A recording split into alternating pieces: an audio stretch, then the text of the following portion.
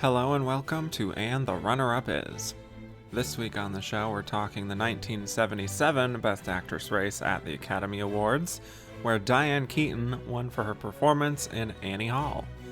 But why did she beat fellow nominees Anne Bancroft, Jane Fonda, Shirley MacLaine, and Marsha Mason? We'll explore all this and more today on And the Runner-Up Is.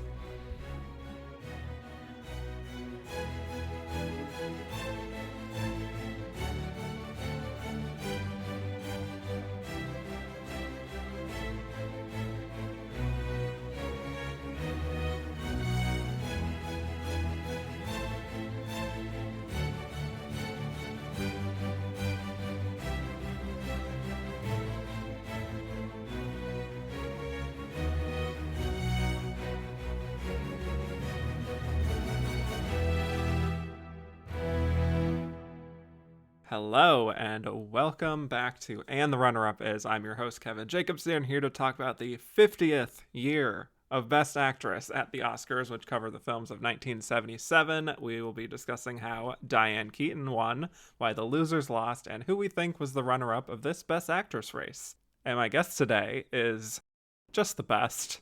You've heard her on this show on multiple bonus episodes talking about films as varied as Sense and Sensibility to On Golden Pond to Darling. But on the main show here, she was on the 4th ever Best Actress episode where we talked about the great Marie Dressler and the hot Marlene Dietrich and our fave Irene Dunne in one of the worst movies ever made. And also Anne Harding and Norma Shearer were there. Podcaster with And a Rewatch and the Untitled Cinema Gals, editor, hot take extraordinaire. Welcome back to the show, Chelsea Eichholz. Welcome back. Thank you for having me back. Thank you for warning everybody about hot takes, but also happy Pride because Marlene, oh my gosh. When you said her name, it was just like, yes, I want that. I'll probably go watch one of her films to cleanse myself after this. I think that's a great idea, actually. It is. That was a very fun episode, and I'm very excited to see what we say about this pretty iconic group of ladies as well, regardless of perhaps the films that they're in at times. But yeah. Correct. Yes, we'll get to it. But before we talk 1977, let us talk about Best Actress as a category. And as a returning guest, you have already told me that your favorite Best Actress wins of all time were Joan Crawford, Audrey Hepburn, and Brie Larson. What a trio. Let's add Michelle Yeoh to that, though, because talk about like a movie star performance, a heartbreaking performance, a mother of a queer daughter thing. Like, it hits all my buttons. It feels like a Julia Roberts, Erin Brockovich win, which I also love. It is truly everything to me. So when she won, I was like, yes, this might be one of the best wins ever. And it's going to age beautifully.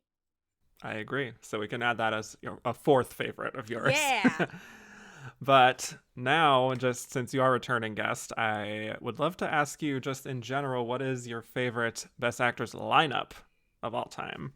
This is a very daunting question because I think overall Best Actress, even if the movies are bad, the performers are usually really good. And then a lot of the lineups are actually really good. Usually there's only one or two nominees in a category that it could get rid of. Like, you look at 1937, you have 4 All-Stars, and Louise is there. I will not insult her. I think she's been good in other things, I will say. But then you just go through history, like 1950, all hits, no skips. 1967, I have to have an Audrey there. It's the wrong Audrey, but she's there.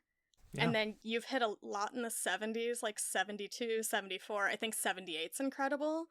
But just in like my lifetime, I think 1993, I call it the Angela Bassett year, the year in my delusional mind that she won in my heart and soul. But then like 1995, I think even beyond the Oscars, you could have like 15 to 20 Best Actress nominees and you're still not hitting all of the greatest like actress performances of that year of our lifetime, like ever. I'm not exaggerating. Like, you have your Emma Thompson, you have Susan Sarandon, and then like, just go even further. You have Julie Delpy is down in there. Like, somewhere. You have Clueless all the way down there. Like, there are so Nicole many Kidman great and people. To Die For. Oh my gosh. Maybe her best performance ever still, Mm-hmm. because, like, we don't get performances like that much anymore unless you're really searching the indie circuit. So yeah, everyone just go deep dive 1995 in film. I think it's one of the best years in film, and maybe Best Picture does not actually reflect that. It does not. Yes. That's an excellent pick. Very underrated. I feel like an incredible year, like you said, even beyond the five. I mean, I love Sharon Stone, Elizabeth Shue. Like, it's so good. Meryl Even Streep in one Meryl, of her best performances. Yeah. and a hot performance, which very Very important hot. to my heart. I am the hot girl enthusiast. I bring that to your podcast. Yes. Thank you. Yes. Yeah, I'm so looking forward to covering that year. Very, very excited.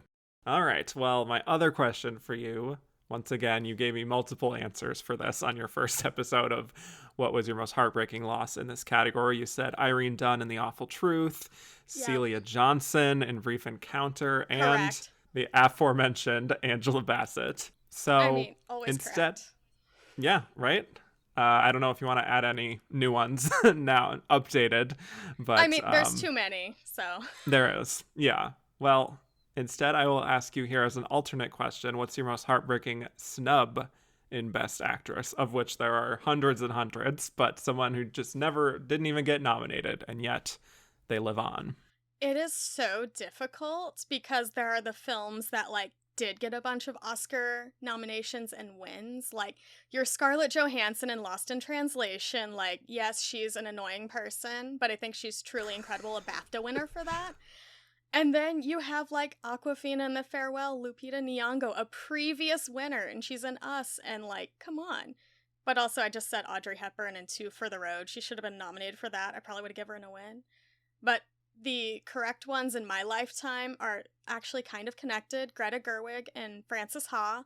I think that's a perfect film that only gets better with every watch. I just cannot believe how kind of heartbreaking she is, and, like, it just cuts deeper and deeper as I get older. And then her 20th Century Woman co-star Annette Bening should have won in 2016. I, like, could talk for hours about that film, but I will save everybody. Annette Bening doesn't have an Oscar, and it should be for that film.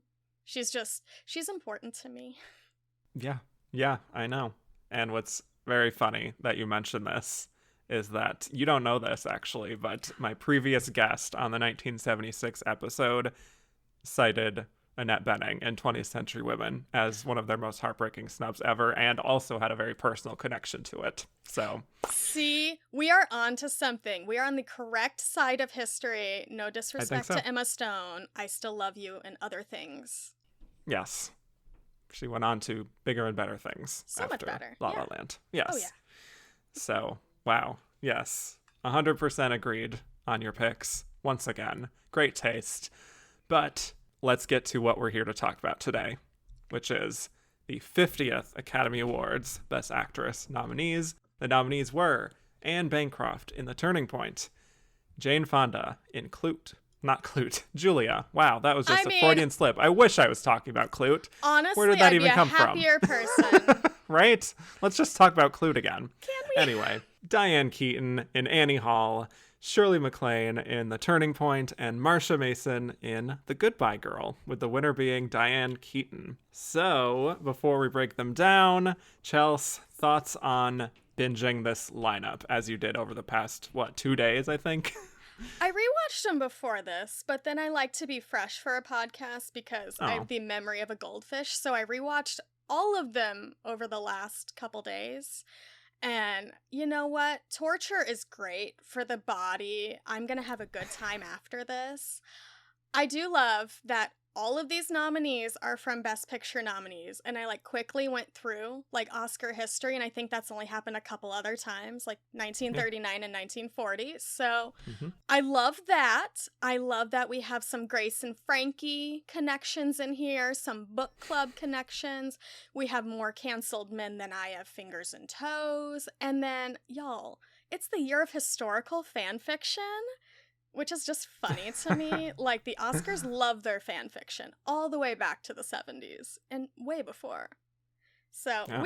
you know what? I only had 4 films to watch, but I almost wish I had another one just for some variety, for some spice, because boy, oh boy, what a year. Yes, what a year indeed.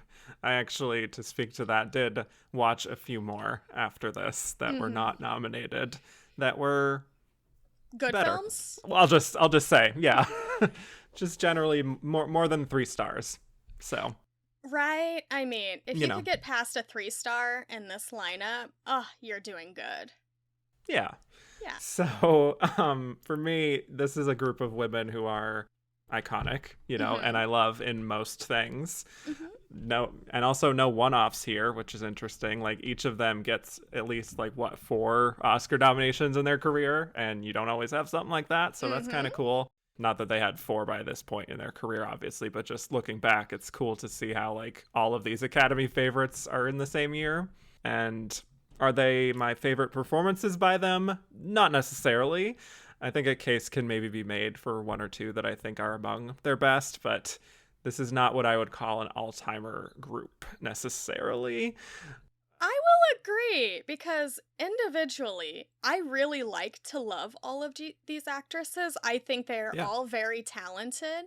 I think a lot of these roles are like, oh no, they were given nothing to do, or oh no, does this man hate them? Why are they being tortured like this? Specifically, one woman in particular, I think, does a great job with whatever the hell we watched. Yes. But yeah, look, we get to talk about Diane Keaton for the first time on the show. We get to talk about our fave, Jane Fonda. We have a rare double nomination from the same film. Right. And yeah, like you said, all of them come from Best Picture nominees. And it actually sort of dawned on me while I was watching these and just looking at it from a distance that basically this week's assignment that we had was to watch all of the Best Picture nominees this year except for Star Wars. Which I have seen so many times. Kind of wish that they had just a Star Wars Best Actress nominee in here. That'd be Carrie a lot Fisher, of fun. Let's go. Come on, let's just talk about Carrie Fisher, because her life's more interesting. But yeah, Perhaps. This is just kind of a wild year. I want to support an all-female Best Picture, Best Actress lineup, but no. Yeah. And it's interesting also to look at some of the headlines of the time and sort of declaring it the year of the woman on film. And yeah, I mean, we'll see if we agree with that assessment. Either way, it's an interesting sort of dynamic. And it's also, from what I read, a surprisingly competitive year for the win. Yeah, and like I said, it's, the 50th Academy Awards. So I did kind of want to mark this occasion once we talk about the Oscars and how they sort of invited back so many past winners and nominees, many of which I've talked about ages ago on this show. Maybe we'll discuss that a little bit too by the end. Oh yeah, it's, again, we also have a wild ceremony to cover because of our nominees. It is, what a wacky time. It's a hell of a time. And if Happy you ever want to queue up Oscars. Right? If you ever want to queue it up on YouTube, there is a long playlist of this year's Oscars that's very fun to watch, I must say. Great time capsule. So, shall we jump right into it? You know what? Let's just go for this, because I'm still bewildered by everything that we're going to talk about. Perfect. All right. Well, let's try to channel some of that bewilderment here and start off first with our double nominees, which is Anne Bancroft and Shirley MacLaine in The Turning Point. So yeah, just like we've done with other double nominees from the same film, we could sort of talk about both of them within this discussion and not worry too much about oh, we don't want to talk too much about Shirley in the Anne discussion. You kind of have to talk about them, intrinsically. So both Anne Bancroft and Shirley MacLaine are at stages in their careers where they're still working consistently, but they're kind of out of the era of being the ingenue or the hot new talents and such. For Anne Bancroft, since we last checked in on her with The Graduate 10 years ago, she did win an Emmy for a TV special in 1970. Love that. And she made some cameo appearances in some of her husband Mel Brooks's films. She was in a Neil Simon film, more on Neil Simon later.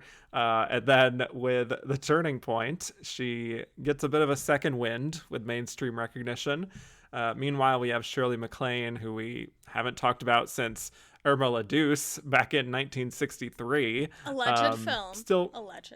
yeah, I watched it. It does exist, from what I remember. But yes, still busy in certain areas. She did Sweet Charity, which is a performance I happen to love from her. And she wrote her first memoir, first of many memoirs. She did a short-lived TV show called Shirley's World, and she also did a series of concerts in 1976. So she was kind of dabbling in all sorts of things, just kind of seeing what would stick, basically. And she also got an Oscar nomination in 1975, not for acting, but for her documentary, which was The Other Half of the Sky, a China memoir. So, which I love when like random actresses just get nominations in other categories, right? Especially like directing, producing type things, because in this time we're happy if like there's a woman director working at all, and she's out here just doing her own thing and being a little wacky mother. Like, oh my goodness, I love Shirley. I love Anne. Goodness. Yes, Anne and Shirley. Together at last. Which is funny because my grandma who got me into film, her name is Shirley Ann. Oh, love it. How nice. Yeah. And so as we kind of talked about before with Audrey Hepburn being kind of in talks for it, you can definitely see what role she would play, first of all, but also just especially playing against Grace Kelly, who is also in the mix. They were up against each other for an Oscar, too, like way back in the day. Yeah, y'all, 54. I think Audrey could have done either of these roles. I think she was in contention for the Anne role, would have crushed it, would have loved to see it, honestly. Like, it's the only Oscar role that, like, she turned down that she regrets. And, like, she could have been, like, Exorcist, One Flew Over the Cuckoo's Nest, like, tons of films that are iconic to this day. I know.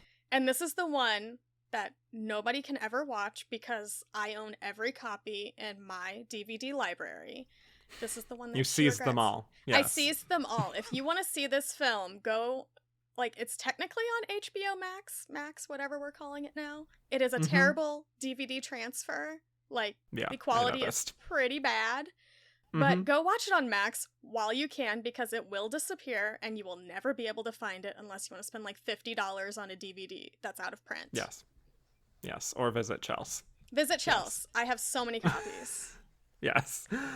But yeah, so they wanted Audrey, that didn't happen. They wanted Grace, that didn't happen. And they went to Joanne Woodward to play the Shirley MacLaine part. But this was after Anne Bancroft was secured, and the producers apparently were worried about the combination of Anne Bancroft and Joanne Woodward and how that might not play well at the box office, since neither of them are really movie stars in the traditional sense. They're obviously phenomenal actors. That is fair. They are both incredible actresses. I love both their Oscar wins, but I kind of get it. Shirley is a star and an actress. Right. Like, she's touring the country with her variety show, so like she is. I could see from a producing standpoint, I get it. And I also know Joanne was very discouraged by her not being cast and went to TV movies where she really thrived. But she has like 1,000 Emmys, like secretly. Exactly. Yes. Queen of TV. But for The Turning Point, let's get to it. It's loosely based on the lives of these two real-life friends, Isabel Muro Brown and Nora Kay, who participated in the ballet together. One of them continued on with their career. The other one left and got married and had kids. And the film is about that conflict there, where we have Shirley MacLaine playing Dee Dee, who left the ballet to have kids with her husband, but now Dee Dee's daughter Amelia is taking an interest in it and proves to be quite gifted, and she goes to study at the New York Ballet Company where Emma, played by Anne Bancroft, is still dancing there as a prima ballerina. So the film is just kind of about Dee Dee going with her daughter to that company, and Dee Dee just dealing with her resentments over feeling like Emma kind of had a hand in pushing her out of the ballet, essentially, all those years ago, to play a prime part in Anna Karenina. And then there's even more resentment when Emma becomes a bit of a maternal figure to Amelia. So yes, let's get to it. We have a great doubleheader here to start off with. Tell me your thoughts on these two greats, Anne Bancroft and Shirley MacLaine, and their double nominations here. So, I think these are two incredible actresses. If you are one of the 12 people who can see my private Instagram, you will see that I posted that the fight scene between them at the end of this film, I think, is better than everything at the Oscars this year. I think it is one of my favorite scenes in cinema. You just have to wait to get to it. I also love that Amelia is played by Leslie Brown, who's literally just playing a version of herself. Because, like, Herbert Ross, the director, is married to one of these women that it's based on. And when I say historical fan fiction, this is my favorite of the two. The other one is more fun and messy. But this, I feel like this film had the potential to be great. But I don't think Mr. Ross was the proper director for it. I think he goes a little long in some places that don't need it. And I think it could have been a little bit more, I don't want to say mean, but a little bit more biting. Like, the end of the film is so good, but the rest of the film leading up to that doesn't, like, hold that promise. And maybe we should mention that Leslie Brown is kind of just a third leading actress. This is a three-hander, 3 different stories. Yeah. Like, I don't care too much about category fraud most of the time, but it is kind of funny that she has, like, just the same amount or maybe more screen time than Anne Bancroft. Kind of funny to me. I do think that Shirley and Anne are kind of wasted in the first half of the film, a lot in favor of Leslie, like, who's doing a perfectly fine job. She does the assignment. But it just made me want more of them at the end, because when I say they're so good, I don't want to, like, give too much away because it's a film a lot of people haven't seen. But you just don't get a lot from them. They're playing these, like, kitchen, like, dinner room scenes very well and, like, talking around their issues. But they don't really have a chance to dive into things because it immediately cuts away. And, like, we don't get to see a lot of the conflict that they're creating because there's, like, affairs that we don't really see that both these women are having. But I don't know. What do you think about all this? Because I feel like they dance around a lot of it and then there's a good confrontation. I would agree with that very much. It feels a little bit like a mini series almost that's been cut down to 2 hours. I'll agree. Because there's just so much going on, and that feels like a lot is on the cutting room floor. Speaking of things on the cutting room floor, there, like, are a lot of queer storylines that are hinted at and then, like, brought up at the end of the film. Like, one is the character Michael, who's, like, a version of Jerome Robbins, the choreographer, played by, like, one of my favorite soap opera legends, James Mitchell, a gay man. And it's, like, hinted at very lightly, but also, you know, there's so much more there to explore, along with, like, Tom Skerritt. He's good in the scenes he's in, but you're like, oh, they definitely cut a lot of the character and the conflict between him and Shirley, like, what they're supposed to be doing. Yeah, so. It's kind of cobbled together as a film, I would say. Agreed. But yeah, I've only seen this 2 times now. Once for the Best Picture series, of course. The other for this. Like you said, very hard to find, which is why it really was kind of exciting when I saw that as of literally right now, it is streaming on Max. Truly, by tomorrow, like, it probably I won't be. randomly look this up all the time to see if it's streaming along with another nominee because they're so hard to find.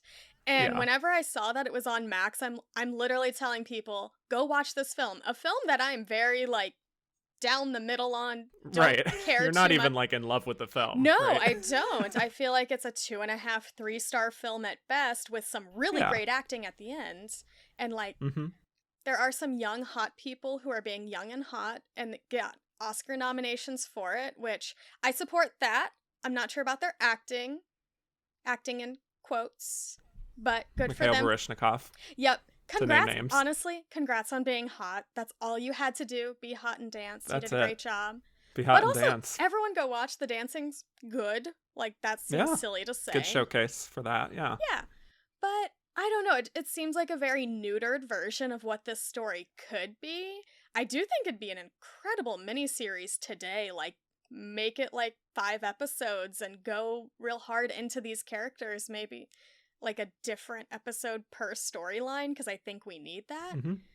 But I don't know. Get some flashbacks. Right. I do think, I guess, to focus on Shirley MacLaine a little bit, because she has the most screen time of all the actresses in this. I do think they do her a disservice, but when she's given even these small scenes, my heart breaks for her, because like we see this in a lot of her roles. The way she expresses like regret and wanting and what might have been is so heartbreaking, and it works on me every single time. Like, she just gives you a look and you're like, yep, I understand everything that person's going through, even though the film is not supporting you. Right. Exactly. That is a good distinction to make, because yes, it is an acting achievement more than a writing achievement. Yeah. And same in terms of those looks, it really reminds me of like The Apartment in terms of her just ability to really say so much without saying anything at all. As a film, I do think it's also trying to tackle sort of the paths that a woman can take at a certain point in their lives, and it sort of creates a sort of binary almost that feels kind of dated to me. Like, yes, it's hard to have like a super professional career and a wonderful personal life and everything, but it's not like you can't have both even then, I mean, Shirley MacLaine herself said that she tried to get them to change the plot a bit to be a little more nuanced with it, but they wouldn't budge. But having said that, I think both of them are in fine form here. I do have a clear preference between the two of them. I actually think Anne Bancroft is more interesting as a character and also as a performance than Shirley MacLaine, and is maybe digging a little deeper with her performance, personally speaking, than Shirley MacLaine was. My first note is hot take. Feels like more of a showcase for Bancroft than MacLaine. Well, there you go. Yes. Yeah, I think for me it's just like a relatively expected Shirley MacLaine performance, which is not to say bad or fair or adequate. It's just she's turning in good work because she's a good actress. She's fun, she's witty and sarcastic and down to earth and charming and all those things that we love about Shirley MacLaine. Like you were kind of saying, though, I don't know if the film really fully allows her to explore the pain of sort of why she feels that bitterness towards Emma.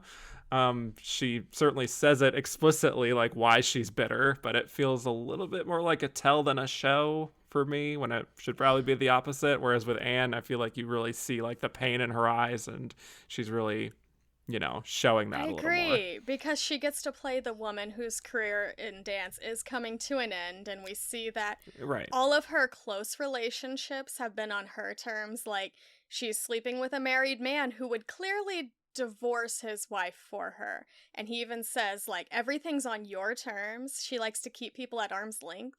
And so whenever her goddaughter like shows up into her life, it's the first time that a relationship has been there that isn't convenient for her, and she actually has to process like, oh, is this what having a family is like? Is there something that maybe I missed by focusing on my career a little bit?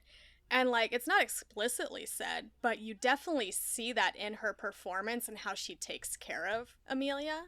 Yeah. And I really like that, because it's the first time she seems like she's not being selfish, even though she's really fighting hard to like not end her career, which she even said should have ended almost a decade earlier. Right.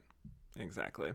Yeah, I think speaking to just the connection that these actresses had to the characters, I do feel like Anne understood and probably empathized a lot more with her character than Shirley did. I was actually reading that Shirley didn't really feel fully connected to her character, and when I watched the film, I'm sort of like, it makes sense. Like, she's sort of playing the surface of it, but yeah. And also, if you've read any of Shirley's biographies or life, you're like, oh, that definitely makes sense that she's actually more of Anne's character in real life, and Anne might actually be a little bit more like Shirley's character. It's very funny. Yeah. In that way. I know. But I do think just when they are playing off of each other, I think both of them are in really fine form, I would say, more so even than they are when they're in their separate little storylines.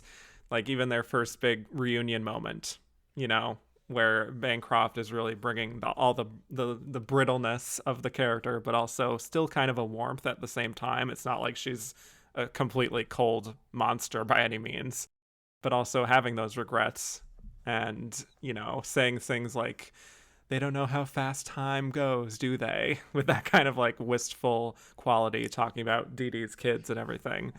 That whole scene where they're catching up, I think, is you do feel the years behind them, and that sense of like when you are reuniting with someone who you hadn't seen for a long time, everything sort of is falling into place again, the same rhythms, the same dynamic.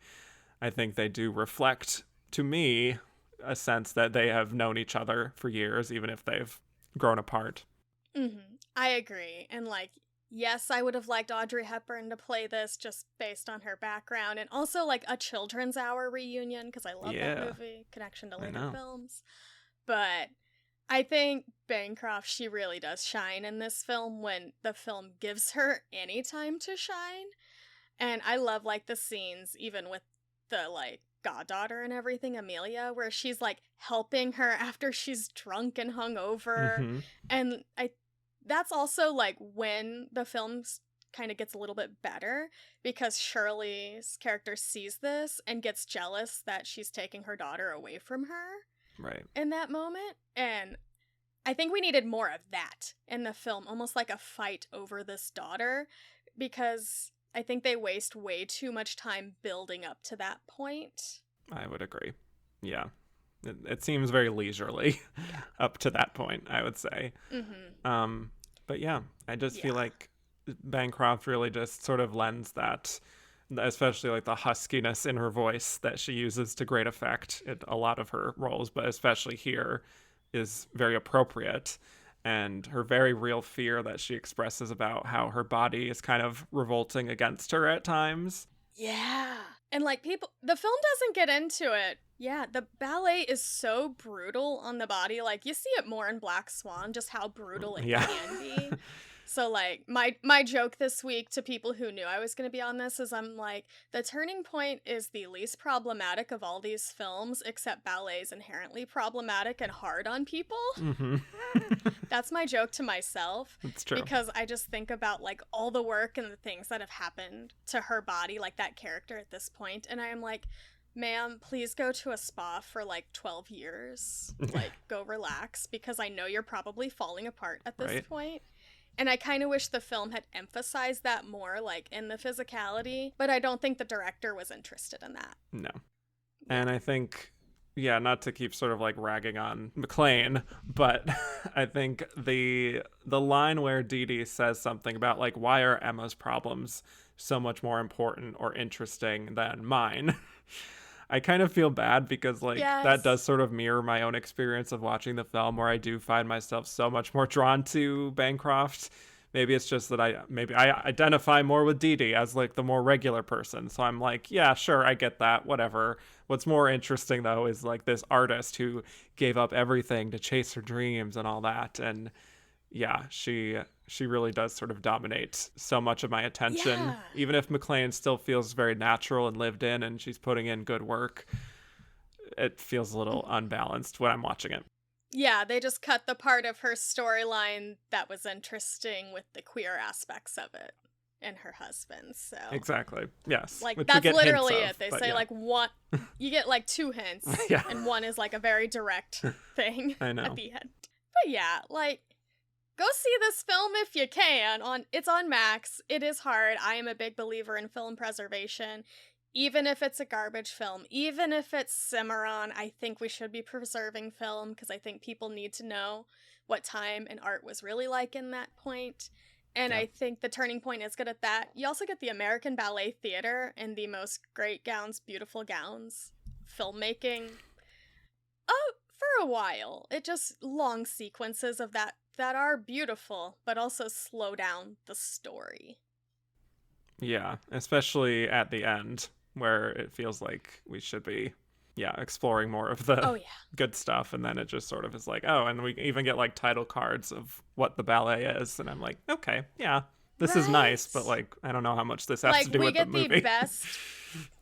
We get the best bar scene, and then they just like title cards, performance for the rest of it. It's like an extra 20 or 30 minutes after like the scene that probably should be right before the it's like the penultimate scene of a movie normally.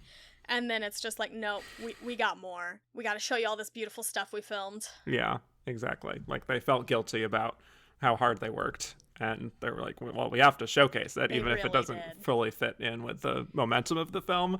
But yeah, obviously the last thing we can talk about, just to emphasize that confrontation scene where everything comes out at the end, aka the best scene in the movie, where Dee Dee is like accusing Emma of making her give up her dreams and all that, and Emma says that Dee Dee made the choice herself, and it's this fun back and forth, even though they're just totally seething with resentment. And it leads to that big rooftop fight, which is, full like 80s soap opera.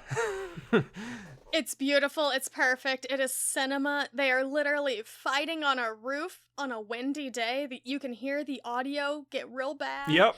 And it's so funny and beautiful. And it's like, we needed more of this.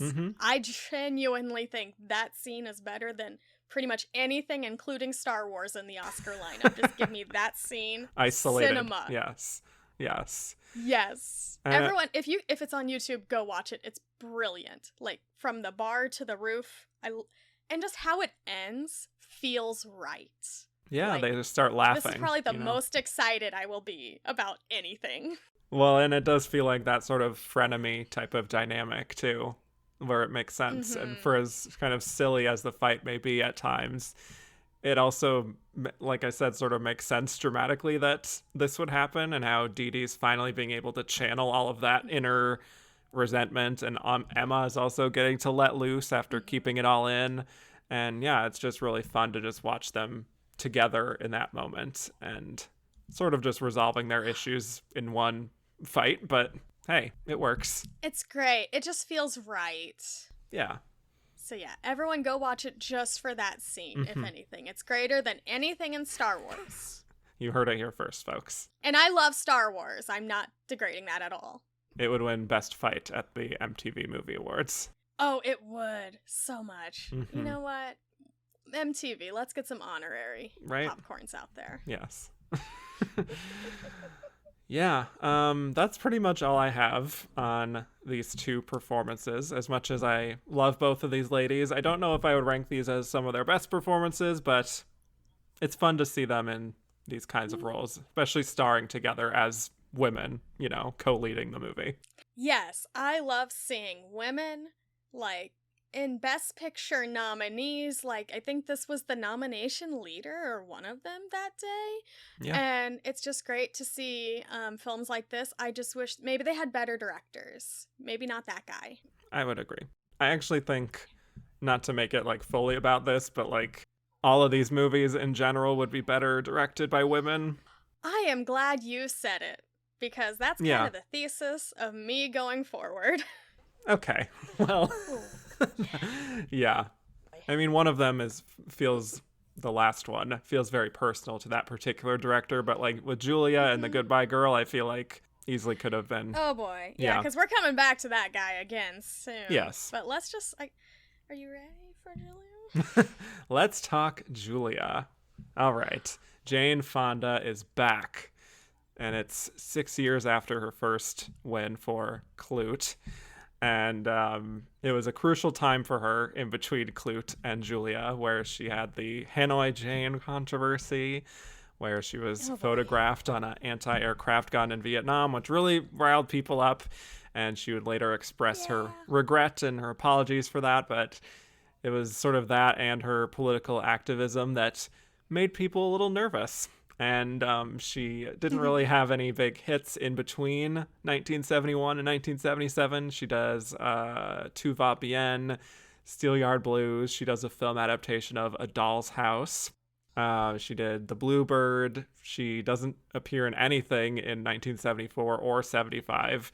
But 77 was a big comeback year for her, where she was in a comedic role in Fun with Dick and Jane. And then she has Julia, which is her big dramatic showcase.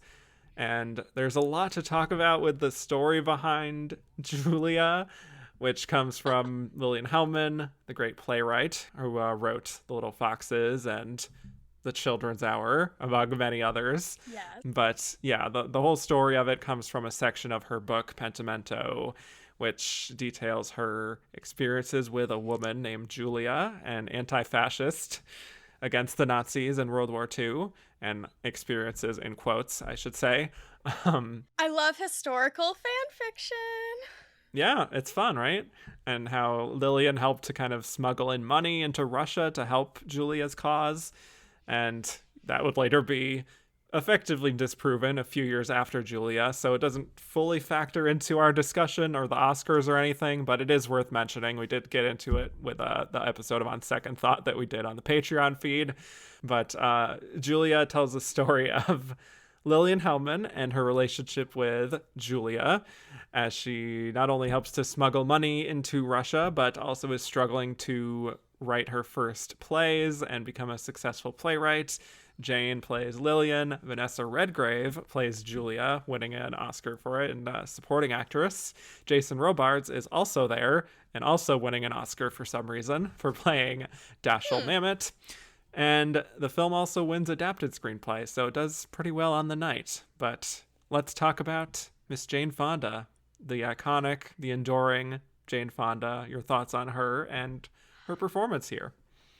Oh my goodness. This is the section where I have like so many galaxy brain thoughts, but then whenever I think about the actual film, it's like, okay, where do we begin? So first, Jane Fonda. Oh my gosh. If you don't love Jane Fonda, that's like one of a red flag feature. Like, what's that Twitter meme going around? Who's somebody, whatever. I love Jane Fonda. Yeah. She is mother. She is everything. She is so beautiful in this, along with Vanessa Redgrave, just like photographed. Like, Fred Zinnemann, he could make a picture. He could make it beautiful. It's probably boring as hell. Somebody else should have directed this because there is zero suspense in what should be like a fun kind of political thriller. Like, in that way, like, it should be like that kind of vibe. It's not because it kills its own momentum, but gang. They look so beautiful in this. The costumes are great. Again, random galaxy brain thought. I'm like, oh, she made Natasha Richardson. Good for her. She did a great job. This film has two problematic men in Jason Robards and whatever that Oscar winner Shell is, who I hate that man. I will say, I think he's a terrible actor. Maximilian. I hate him. And also just Google his allegations out there because they're there. I actually know and very much respect the person. It's one of my mentors who he did that to. So I have to put it out there. He sucks as a human and an actor. Yeah. And then, y'all, this film is also wild. Like, hard turn into something fun. Meryl Streep is just showing up serving some see you next Tuesday. Like, what a baddie. I cannot believe Meryl Streep is out here just being a royal kind of just bitch. And I'm like, Meryl, I want more of this. This is where the Devil Wears Prada came from. This is the root. It's also, the origins. This is her film debut. And boy, oh boy, is she gorgeous. Again, everybody looks so good in this movie. I just wish this movie was way more interesting. For a made-up story, this should be way more fun. We're not basing this in historical fact. I have the book. The book is way more interesting, like the chapter. How do you mess up something that has, like, all the potential to be a good story about, like, these two women? And it's like, it feels like Jane Fonda's kind of in love with Julia at a certain point. Feels a little homoerotic, but maybe I'm just queer and think that. Not even kind of, I would say fully. Yeah. Fully, thank you. This is the woman who wrote The Children's Hour. But, like, the beautiful scenes when they are together, Redgrave and Fonda, it's just like, I want more of my liberal mothers just being gorgeous and talking shit, essentially. And we don't get that. We get whatever Dashiell Hammett's doing, who, like, not a good performance, very boring. Can't believe he won. Absurd.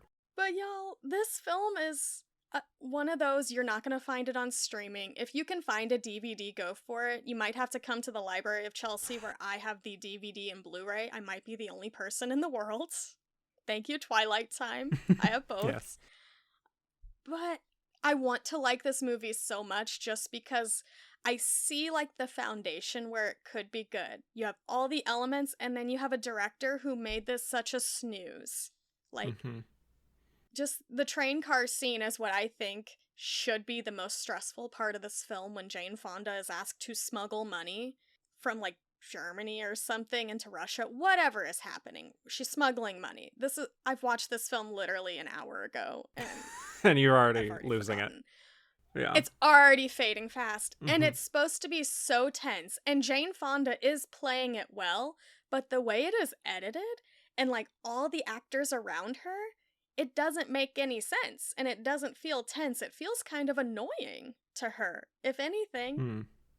Like, nobody's on the same page of what this film should be. I would agree that it's interesting, because I think this is a pretty good performance, but also when I look at her in the film, I also kind of feel like it's something that is more fitting of the studio system than 1977, if that makes sense. Yes. She is strong, she's fierce, she's also sort of plagued with insecurities. There's a lot going on, but there's something about the performance where it doesn't fully come together for me. Like, it's good as a Jane Fonda star performance, but I don't know if it's necessarily a good portrayal of Lillian Hellman. Yeah, you like, I feel like the character Lillian Hellman in this is somebody who's like, do I want to be with her or do I want to be her? Like, what is my relationship? She should be questioning that at certain points. Exactly. And Jane Fonda is almost too strong and confident in who she is as a person, and that's why we love her. But it just doesn't feel like this director understands who she is.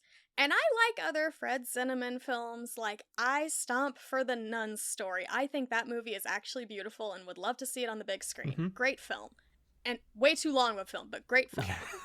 But he has none of the tension of that film, or like, what is it, From Here to Eternity, in this. Right.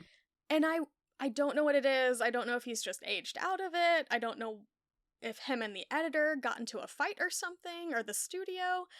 But it just doesn't come together in a way I want it to. Yeah. It's sad, because I want people to find this film historical preservation, but it's not a memorable film. Yes, I would sadly agree with that. And I also don't think it's a fully memorable performance from her, quite frankly. Like, there are moments where I'm just not fully convinced that she is like that kind of hard-bitten writer type. You know, I'm thinking about the story of like, Can You Ever Forgive Me? Right? Where it was almost Julianne Moore in that role instead of Melissa McCarthy.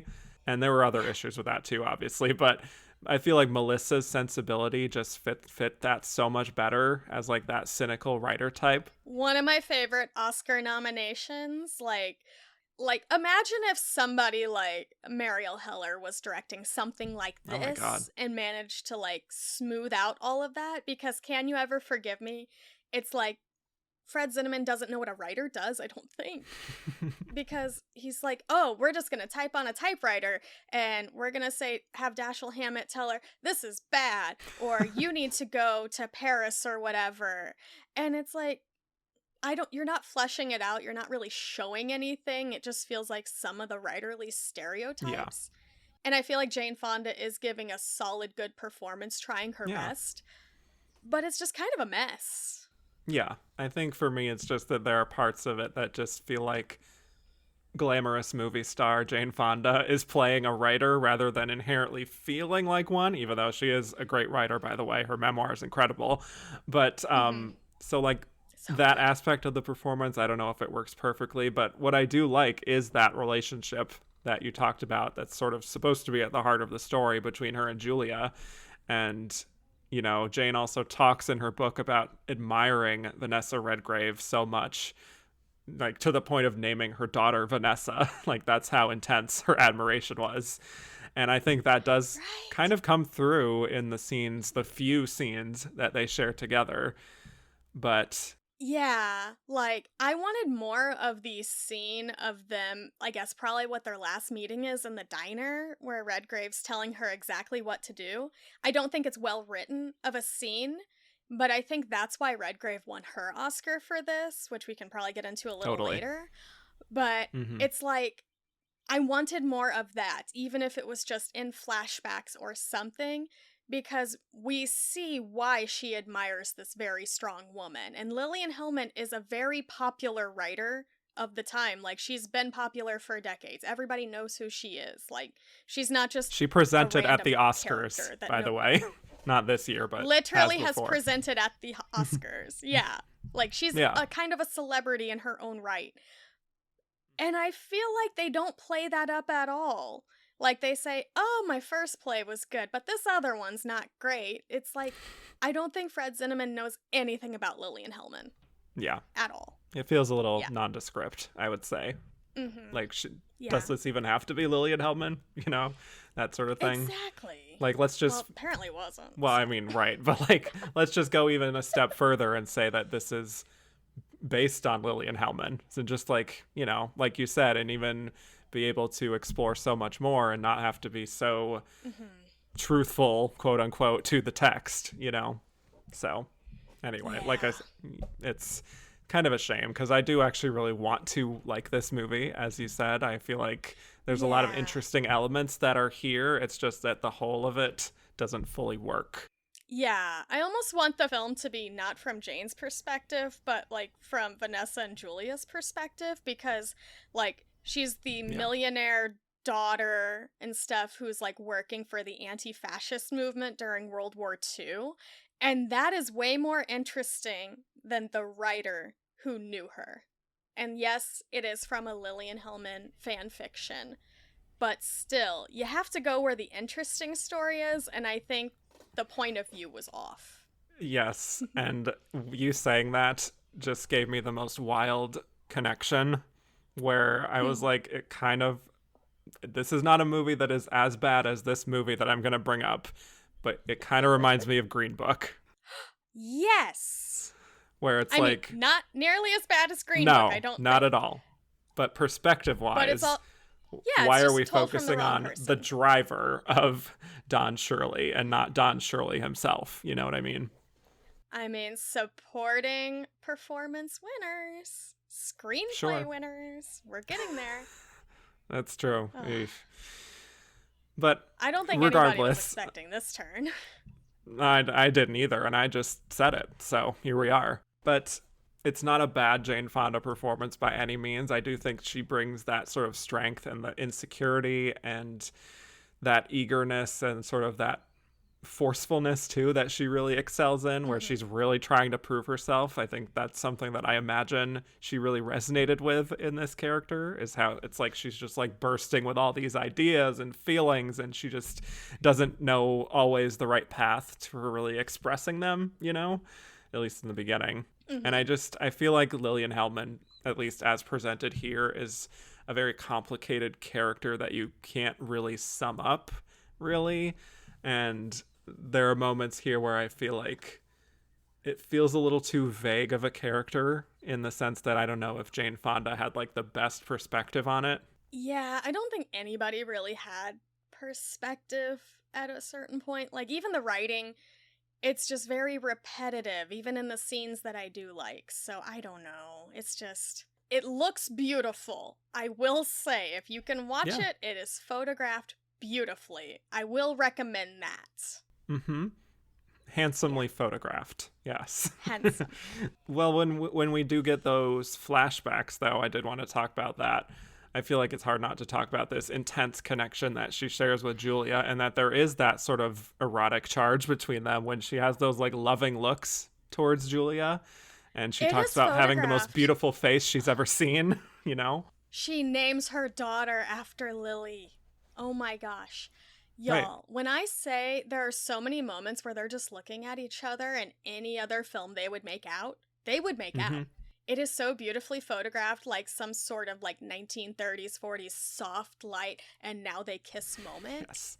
Like, I don't think it's just me projecting, but oh my goodness, are these two of the most gorgeous people in the same frame, and you're just like, oh my gosh, I don't know what's happening, but I'm liking what I'm seeing.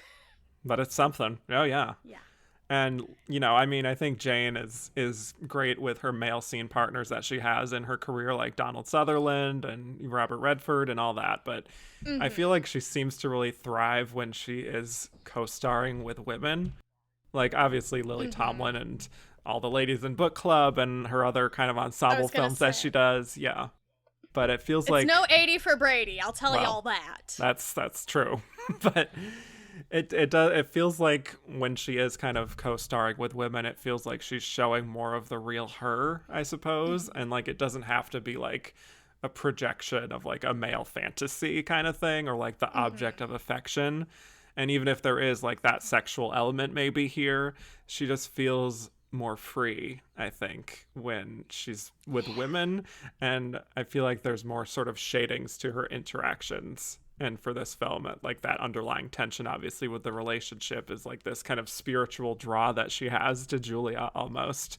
And it's like something between friendship, but also like, are we soulmates, low key? You know? I will say, another scene that I enjoyed was towards the end. It's like some dude, I think he's dating Meryl Streep's character or whatever, and she just like Yeah. punches him and beats the crap out of him and like flips table moment. That was really fun. I like Mm-hmm. that two of the historical fanfic moments have good fights at the end in public places. Why not? Right? Yeah. We need more of those, especially in this film, which is pretty inert for a lot of it. Yeah. So, but what else? I mean, there's another scene where I do think she's good, where she admits that she likes being famous. This is after she's written a play, and it feels right that she would say that too. It doesn't feel like some kind of conceited thing. It's that sense that like she's finally found her calling in a way, and that she's not a fraud, she's not a phony, you know. And when she's kind of talking with Dashiell about it, and you know, he does the whole thing where he's reminding her that, oh, you know, being rich and famous has nothing to do with writing, and is kind of scolding her essentially. Which is funny I, because he was a rich and famous writer. this is true. This is true. But, and her frustration there in not letting her have this, and where she's like, this is a dopey conversation. It's, I really like that line reading, by the way. But Oh, so funny. yeah, I, I think Yeah. she's good in I almost moments, wanted more of that as but well. Yeah, like she yeah, doesn't analyze any of her fame or herself as a character at all. There's no reflection in this film. Like, there's small moments where you think they're gonna start something and it doesn't really go anywhere. And I can tell Jane is trying so hard to play all of these moments, but it really is just fleeting moments that they're not allowing to connect to anything greater. And like right, there's a whole storyline where she's trying to find the lost daughter in this that we haven't even right, talked about right, because like it's surprise daughter named after you. She's across the border at a bakery. And then she like spends her time trying to find her and like I'll let you guys figure out what happens if you can find the DVD, but it doesn't really go anywhere and then you just see her like okay, we're going to be famous now. I don't know. yeah. It does kind of peter I out don't know. It's kind of ultimately. disappointing. Hmm. This could be a good miniseries as well. I do want to go back to the clear best scene in the film, which is that reunion at the restaurant with Julia and them like holding hands and that beautiful, like warm expression on her face and the tears in her eyes and the sort of mix of relief and concern also. And I feel like it's this really very open moment where she's trying to kind of keep all of those overwhelming emotions inside, especially when she sees that Julia's now lost one of her legs too. I mean, also Vanessa I think is excellent here personally, and she honestly probably gives my favorite performance of hers that I've talked about so far, even with those lead nominations that I've talked about before. Yeah, like she's one of the great actresses whose Oscar nominations do not reflect what's great No. about her career, which is very funny to me because I'm like, she is this fun, left, controversial figure. And then some of her films are like this, where they're very dull, don't give her a lot to do, are a lot of, huh, no wonder nobody ever talks about these. But in that scene, Mm. like, again, probably why she won the Oscar. She is immediately commanding of Jane Fonda and is very much like telling her exactly what to do. And it's not this, like, Jane has so much warmth in her, and Julia is immediately like, we have to do this, this, and this. Like, she's a woman with a plan and like an agenda, and she knows she doesn't have a lot of time. And she's always running against time in this point. And you can tell Jane just wants to give her friend a hug and like spend time with her and see how she's actually doing. And she has to hold all that in. And I think that maybe it is Jane's best scene, where she has to like listen to what her friend needs, even though her friend's not giving a lot to her, except for like, I need you to do this and this and this. Like, emotionally, she's not giving her much. And I think that's kind of where she shines, is like when they're together in that moment and like you see the sadness. And when Vanessa asks her, can you play gay? Like, that's a whole I noticed moment that in there too. that like she has to pretend to be gay. Mm-hmm. It was so fun. Like, all this is happening and then that happened, and I was like, when she said that, I just started cackling, and I'm like, this is not a funny moment in the film, but it did make me laugh good. Yes. There's layers to this. So. Yeah. There is. I just went on a big rant. I love it. No, it's the most interesting scene in the film, honestly. And my favorite interaction, I think, is when Julia tells Lillian that she has to go, and that Lillian can't stick around and just be with Julia even for a few hours. And we see Lillian's frustration there, mixed with Julia being like very certain in her convictions, knowing that it's not safe for Lillian and that she has had to make this personal sacrifice for the sake of the fight, you know? And it's just fascinating and complex. And I think both actresses just kill it in that final interaction, in that sort of exchange of glances. It's good stuff. There's just so much heartbreak that Jane is so good at playing. Like, everything she is doing in that moment, the film's not supporting them. They are carrying so much on their backs right now. And again, this is why I say see the film, because their scenes together specifically are so engaging, even if the film is not supporting that. So I don't know, go see this if you can. Like, go to your local half-price books or resale stores and go find this movie. It is like, it's worth watching, I will say. Yeah, sort of, in its way. Sort of.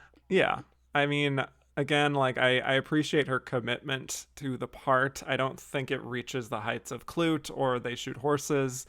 And I, again, don't know if she fully becomes Lillian Hellman per se, but it's still a good performance in general. And you can see her passion for the material kind of coming through, even if it doesn't always work as a film.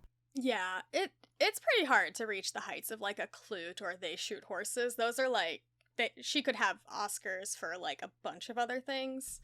And it would make more sense. This is very middle of the road, forgettable part of her career, but part of her comeback. Like, it feels like she had to do the studio film in order to like gain some public favor in a way. Yeah. And like be reintroduced back into things. Like, it felt like everything happening in the world is why like she took this role. Yes, it's an essential part of this act of her career, which a career that has had many acts over time. But yeah, it's an interesting bridge between her wins. I'll say that.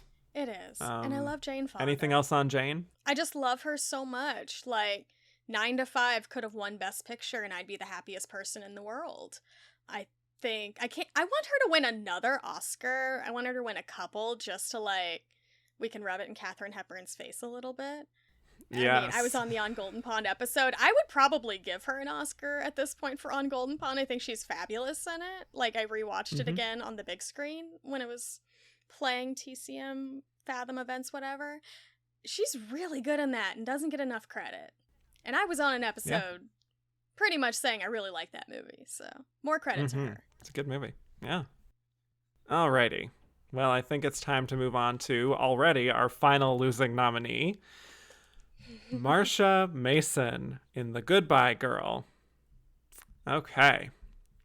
So now we get into the Neil Simon era of Marsha Mason, where we'll be staying for the duration of her Oscar nominations. But starting here with The Goodbye Girl, it's 4 years after Cinderella Liberty, but she doesn't make a single movie in between those. So this is, I guess, her follow-up, even though it's 4 years later. Although she does, I think, star in a horror movie called Audrey Rose, which didn't really do much business. But for all intents and purposes, she had a pretty strong hit rate between this and Cinderella Liberty. As we mentioned on that 73 episode, she is married to Neil Simon now. And the original idea here was to pair Marsha Mason with Robert De Niro, but he was just coming off Taxi Driver and not in the right headspace for a screwball comedy, so he was replaced with Richard Dreyfuss, and it retooled it to fit his sensibilities with hers, and it clearly resonated. It was actually the first romantic comedy to break 100 million at the box office, which is wild. It made so much money. I know.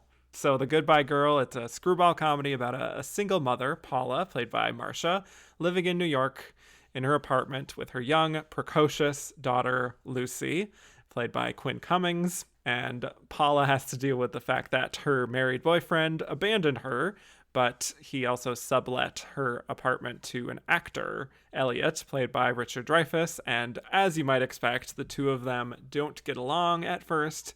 She's kind of stubborn, he's kind of annoying, and they just grate on each other. But over time, he starts to care for her daughter, and Paula's relationship with him just evolves into a romantic one. But she also fears that he's going to abandon her and her daughter. So that's the central conflict. Let's talk Marsha Mason. Thoughts on Miss Marsha and her performance here in The Goodbye Girl? First of all, Kevin, I have a good question for you. Pop culture. Shoot. Do you remember the VH1 The Greatest series from the early aughts? Mm-hmm. I discovered this film, I had heard of it, but I first really saw parts of this film in the 2005 VH1 100 Greatest Child Stars, where Quinn Cummings was ranked in there. And I was like, oh, this looks fun. I thought this film would be a hoot because the clips they showed in VH1's 100 Greatest Child Stars looked so fun. Which, by the way, y'all bring that back. I miss that kind of culture where we just had lists on television and forced people to know TV and film history. Yes. But gang. I love lists. I do. And this was lists with clips. You even see Ki Hui Kwan on there. But let me just get into this because I am convinced Neil Simon hated his wife. I am convinced of this. This film, just watching this film, I felt like the audience in the Richard III audience watching Richard Dreyfuss in this film. I was like, what is happening? This is unwell. Marsha Mason, I think, is doing the best with what she's got. I think she is a good actress. She has good comedic timing whenever she does have a warmth. She really has it. I think her scenes with her daughter are amazing. I understand why this woman would be a bitch to Richard Dreyfuss, because this man is the most unwell man in the world. I rewatched this film for you because I love you, Kevin. People can't see. I have my And the Runner-Up Is t-shirt and mug here to represent. I don't think Neil Simon's okay. He was not okay, y'all. This film is just Richard Dreyfuss is just constantly punching you in the face. And I think Marsha Mason is doing a pretty good job all around it. I think she has a great warmth to it. She understands what she's doing. She has great timing. I don't know if this movie likes her. I don't. Probably it should not. Be on her side, but it doesn't feel like it. No. Yeah. What? I don't know too many of your thoughts about this film. Yeah, I feel many different things about the film itself. But starting just with Marsha, who I do think is the best part of the film pretty easily. Yes. I mentioned on the Cinderella Liberty episode that I really like her, and I love her very earthy sensibility and her voice and her confidence, and I feel like she really brings all of her skills to full effect here. And even though I don't necessarily rate this as an all-timer rom-com, maybe that audiences may have seen it as in 1977. There is a charm that she brings to it that I can't help but sort of enjoy for all of the faults that we may feel about the film. And it's a huge credit to her also, that, and all involved really, that they managed to land on something that really resonated even after all of the tumultuousness of the Robert De Niro and having to basically start from scratch. She actually talks in her book about being really frustrated by the experience of working on the original version of this with Robert De Niro, and it's kind of remarkable to see yeah. But when you see her in the film, I feel like she's so in the pocket even after all of that nonsense that she dealt with beforehand. And for as much as I often find Richard Dreyfuss to be grating, to say the least, there is kind of a fun, like, old-fashioned, like, put on a show vibe that I do like in parts of this, as someone who does enjoy those screwball comedies of yesteryear, you know? And I think Marsha is really that classic sort of plucky woman at the center who has the stubbornness but also is messy when it comes to love and relationships and all those tropes. But she's bringing the strength and the humor and the insecurity, and it's all wrapped up in this very complex character who isn't always easy to love, but I do find myself really drawn in by her. She is just very active and fun and not necessarily like glamorous or high hat, as they would call Katharine Hepburn back in the day. She's very down to earth and she's playful, and I find that she really saves the film from being insufferable, personally. I 1000% agree. Because, like, yes, I will say Richard Dreyfuss, I don't know what it is. I hated his character so much. Like, he was bearable in the scenes with the kid, which maybe we shouldn't call her the kid, that hurts her feelings, Lucy. Like, his scenes with her are very good, but I feel like Marsha Mason is the only person who understood the assignment, even if, like, the script wasn't great to her. Like, it seemed really mean to her. But, like you said, there's just something about Marsha Mason. She just has it. Like, just... Yeah. Again, maybe it's because she's also a St. Louis girl, and I identify with that as a St. Louis girly. But she is just so charming and warm.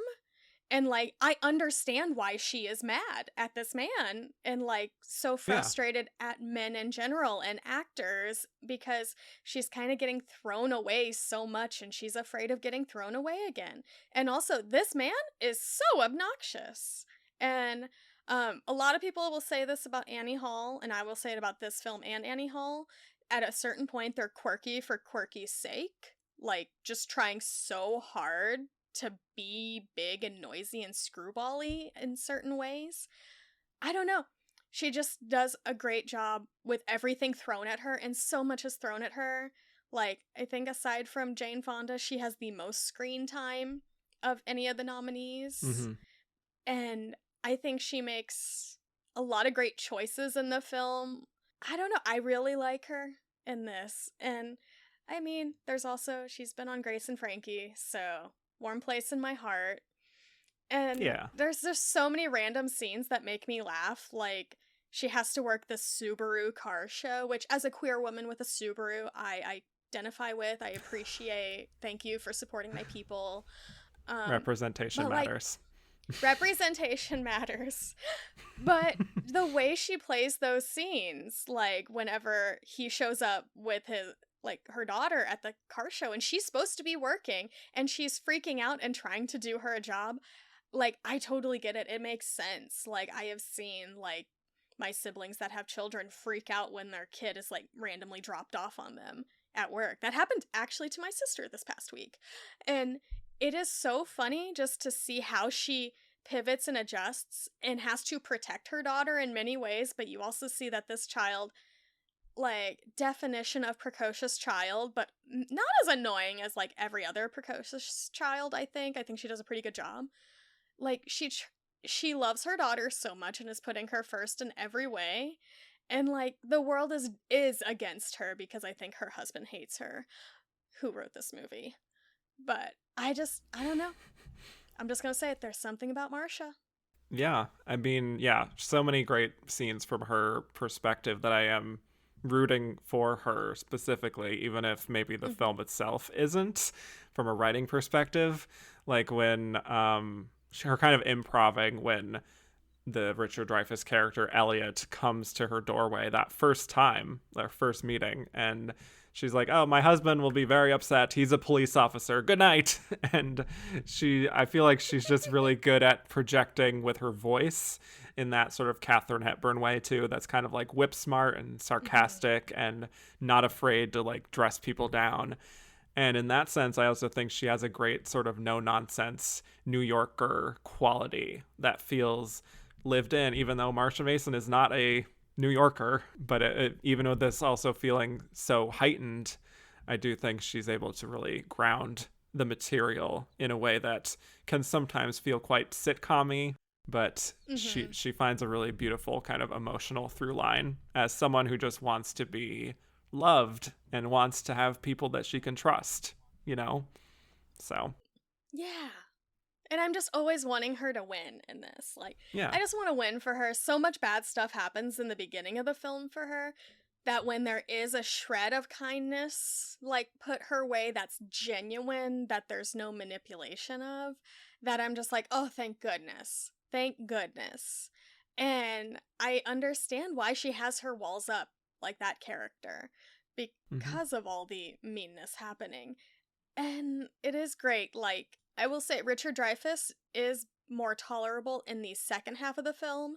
Emotionally, I don't think the film works, like the beats and the pacing. It's usually just like on the flip, it's like, oh, she likes him now. Like, just very randomly likes him now. Or like he very randomly is attracted to her now. Like, it doesn't work that way.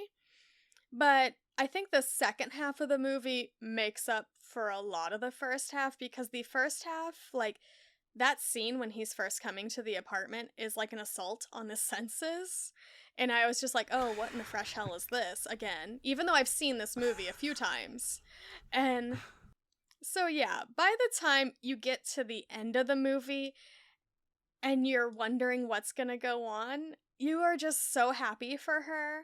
And just seeing her play the joy, and like, there's a sadness in her, but then like in 1 second there's joy a moment later with a phone call. And I love seeing that in her. Like, she's an actress who's still kind of working a little bit, that I want to come back and win another Oscar. It's like, let's have her and Jane win some more Oscars, maybe together, who knows. Like, well, she hasn't won a Oscar, so she's very overdue for one. True. Only Jane's got all of them. Yeah, Jane's but I think she'd be like a very fun supporting actress winner. Yeah. Totally. Bring her back in like a great comedy supporting actress thing. But I don't know, she's just so winning in this. For sure. I also really like the scene where she's mugged in the street and she has this kind of breakdown in the middle of the street. I don't love the scene specifically from a writing perspective, but yeah, right. Been there. But you really see how like this woman is sort of struggling so much with her sort of station in life, and she's out of her ingenue phase, and this living situation isn't great, and then this whole mugging incident is like this last straw moment where it's just like all of her frustrations are coming out, and she takes it out on Elliot too. And, you know, he's not great by any means, as we've talked about. I think, like, he literally tells her to smile more at one point. But, like, he is at least... So much. Yeah. At a certain point, he is trying to help her. And I'm glad that they both get to be kind of in the wrong from a writing perspective in certain moments, to where it doesn't feel totally one-sided. And she isn't totally just the nag, if you know what I mean. Yeah, because like the one thing that does kind of bring them together is Lucy, the kid in the movie, and because she's precocious and reads the newspaper and is like not afraid to talk to Elliot, like she wins him over pretty easily, and I think that's the reason why they're allowed to stay in the apartment, essentially, because he cares for Lucy, and he says that over and over. And I do like that child is a winning point, because like that's one thing we don't see a lot is like mothers finding like father figures for their children and winning. Usually it's just like really crappy situations for them. And I think it is one of the better parts of Richard Dreyfuss's performance is him with the child and their interactions and the three of them together. Like, there's the scene, the mugging scene, which I don't think is well written or cast. So everyone go look into that. Pretty poorly cast. But when they're picking up the pasta and then it cuts to them eating pasta later, and I'm like, oh, that was on the ground. And it is oddly charming. And the Quinn Cummings, she really does win you over in the pasta scenes, I feel like. I think that was great. The VH1 scene that they show in the montage, you know. VH1, put those on streaming. Put those on Paramount Plus for me. I need to go back and check the tapes. Yes.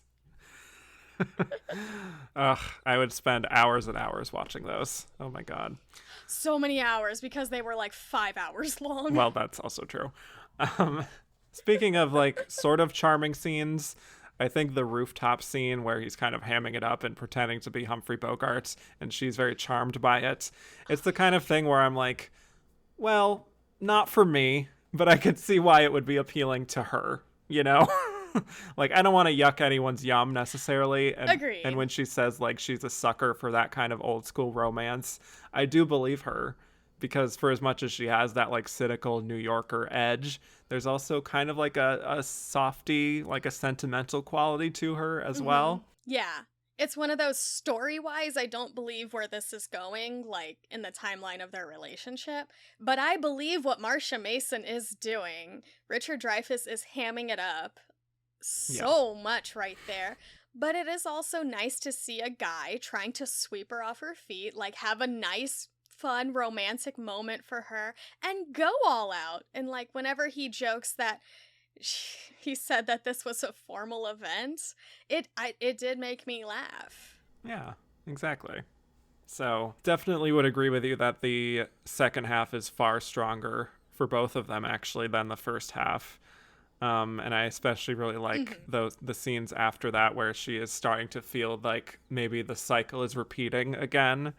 You know, the sense that, oh, she might just get her heart broken again. And it's like that neurosis is starting to creep in and make her put up those boundaries again, which I think is very understandable. And for as kind of all over the place as she can be at times, I do think she tracks the sort of journey really well in keeping her centered in following her emotions, but also sort of doubling back and reassessing and having those self-doubts and everything. Sometimes all within the same scene she's doing this. And I feel like a less confident actress would make this character feel very flighty and kind of all over the place, where you can't even really pinpoint what she's doing, but she just gives such a humanity to it. I agree. Like, again, I think there is a hard turn from, like, one part of the story where, like, Richard Dreyfuss and the kid are in a carriage, and then it's, like, a hard turn into, like, the cycle is starting over again. But we do see within the same scene her being upset, devastated, confronting him, but also coming to terms with it and how strong she is as a person. Like, that all happens within the same conversation. And she nails every beat of it. And again, I believe her. Like, it is a wacky as hell film, but I think she is the best part of it, and she's the only reason I probably got through it. I would agree. The only other thing I wanted to mention is there is a very funny and ironic line towards the very end of the film where she says, "If you're ever up for an Academy Award, I'll keep my fingers crossed for you." Right. Which is like, hey. Do we really think Marsha Mason was crossing her fingers for him that night? Do we really think? Apparently they were close. Can we start rumors? But I mean, she says in her book that they were close. She seems like a nice lady. Yeah. She's a nice lady. She's a good sport. Look, she had to be a bridesmaid 4 times here. 4 times. Yeah. And she carried this man's performance. Mm-hmm. It's true. It's true. Any other thoughts on Miss Marsha Mason before we move on to our winner? Happy for her. Hope she has like an Oscar comeback. Neil Simon, I think you really hated your wife because this movie is so mean to her. I feel like I need to emphasize that because it's not nice to her. Yeah. Like, she's put through the ringer in this, but she rises above it, and I am happy for her. Who knew I would turn out to like Marsha Mason so much by the end of this? Yeah. You've been the most positive on Marsha out of anyone that we've talked about so far. I was gonna say, I'm on my own journey here. Who knew? Love that for you. All right. Diane Keaton in Annie Hall. So our only newbie to the Oscars of this group. We've now reached the Diane Keaton era of this show, which is to say that we'll be checking in on Diane every decade or so. She has 4 nominations in total as of today, and all in different decades, which is quite a feat. Very similar to like a Joanne Woodward or a Julie Christie thing that I've talked about in the past, where the Academy seems to really like them, but not necessarily within a set period of time. But Diane Keaton, she was born Diane Hall, important, but her maiden name was Keaton, so she changed it to Diane Keaton professionally because there was already someone registered under the name Diane Hall under Actors Equity. But she first appeared on stage in the musical Hair, and she went on to meet Woody Allen with his play Play It Again, Sam, for which she was nominated for a Tony Award. And she made her film debut in Love and Other Strangers, and she went on to work with Woody again in other films of his like Sleeper and Love and Death, and she had a relationship with him around this time. There's so much to Diane, but she had a breakthrough, of course, for playing Kay in The Godfather and The Godfather Part 2. She went on to work with him again in other films, and eventually he wrote Annie Hall kind of loosely from their dynamic together. Although this was at one point a much longer film centered around Alvy, and Annie Hall was just one aspect of a much grander story.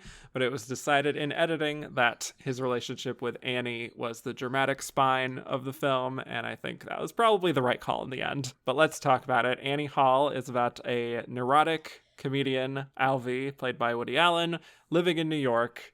And he's trying to assess what happened with his relationship with Annie Hall, played by Diane. She's a nightclub singer, and she's trying to make it big, and the film sort of charts their relationship from beginning to its end.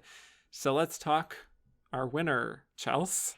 Thoughts on the great Diane Keaton? Aunt Diane, the very idiosyncratic Diane Keaton, and her winning performance here. You know what? I'm just going to talk about Diane Keaton for a while before we get into the film. I love Diane Keaton so much. Obviously a fashion icon. A lot of that stems from this film. Part of my book club. I love her other Oscar nominations a lot. Even the one in the 90s. I like it. She's great in that film. I think she should have more Oscar nominations, obviously. I'm sad her one decade nomination, like, little theme stopped in the 2010s. First of all, how dare y'all? We could have had it for book club. I would have. Kevin, you know me. I know. I would have. I know. Oh, I know. And you're serious about that. I am serious. Yeah. So serious. Put her in 80 for Brady too. Gang, Diane Keaton is just so much fun. She's just this beautiful spirit of a woman, can't be like buckled down. I am waiting for her like Vogue 73 questions type video. Like, I really want something like that for her. I would give her an Oscar for that because I feel like that's kind of the vibe. She's bringing herself to the film we are going to talk about. And I am so sorry. I apologized to you in our messages. I've apologized to other people. I am a wet blanket on Annie Hall. I do not like this film. I've never liked this film. Like, wow. Crap, shitty Woody Allen aside, I think he's just so damn annoying in this film. And so much of this film is like, it is the male gaze, the film. I don't find him charming or interesting at all. I know part of that is supposed to be the point, but that's also not entertaining to me. Like, I should at least be on your side a little bit, even if you're like a villain. I can usually identify with that in some ways. But man, was incel culture alive and well in 1977 between Woody Allen and Richard Dreyfuss, their characters? Because, y'all, this man is unwell. Yes, that is part of the point. But it's not entertaining, and Diane Keaton does so much good work being herself and being so charming and lovely in this film that doesn't really give her much to do. Honestly, I feel like it should have been more of her. That's how I always feel, because I'm like, she's the titular role, and yet she does not have a point of view at all in this, not even in the therapy scenes, because it's always like, honestly, just from his perspective, like what's going on in the conversation and the topics. She's very much like idealized as a woman. I don't like the term manic pixie dream girl. I think that reduces a lot of women down. And also, I think Diane Keaton's way cooler than anything, even in this film, than that idea. Mm-hmm. But I don't like this film. I think it's a pretty terrible film. I know that is a hot take. I have no love for Woody Allen and his other films. I think he's just very boring and makes kind of the same film over and over again. And a lot of actors have talked about that he doesn't really give you direction at all. So you kind of just make something up and do it yourself, and he just films it, essentially.